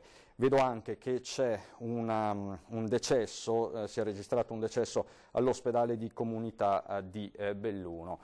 Questo quindi il quadro, la contabilità del contagio secondo l'ultimo report di Regione del Veneto con azienda zero. Quella di oggi è stata una giornata contrassegnata e lo sarà anche nelle prossime ore da polemiche e da un certo caos interpretativo intorno all'ordinanza al provvedimento, al decreto annunciato ieri sera dal Premier Conte. Abbiamo sentito diverse categorie economiche, tutte sono sul piede di guerra e chiedono di rivedere i contenuti e il piano di questa ripartenza, di questa fase 2, soprattutto per quanto concerne ristoratori, parrucchiere, estetiste e quant'altro, quindi tutto il settore dei servizi alla persona. Questo sul fronte del decreto governativo e della fase 2. C'è poi l'ordinanza di Zaia che entrerà in vigore a partire dalle 18, che di fatto consente, lo ribadiamo in ultima battuta, lo spostamento individuale per attività motoria in tutto il territorio comunale di residenza, quindi l'attività motoria si può fare secondo l'ordinanza regionale all'interno del territorio comunale, anche in bici, questo è stato sottolineato da Zaia, con obbligo di distanza e ovviamente con il solito consiglio di evitare gli assembramenti, uso di mascherine e guanti e comunque mantenendo l'igiene. Consentito per i residenti nella regione del Veneto lo spostamento sul territorio per raggiungere le seconde case di proprietà o le imbarcazioni. Questa è una delle ipotesi invece escluse dal provvedimento nazionale. Ammessa poi in Veneto la vendita di cibo per asporto tramite veicolo senza l'uscita dei passeggeri. Restano in vigore ovviamente tutte le norme di distanziamento. Questo il fronte caldo della giornata, ve ne daremo conto nel corso delle nostre dirette, soprattutto dei nostri notiziari. Per il momento direi che è tutto, vi ringrazio per l'attenzione, buon proseguimento di giornata.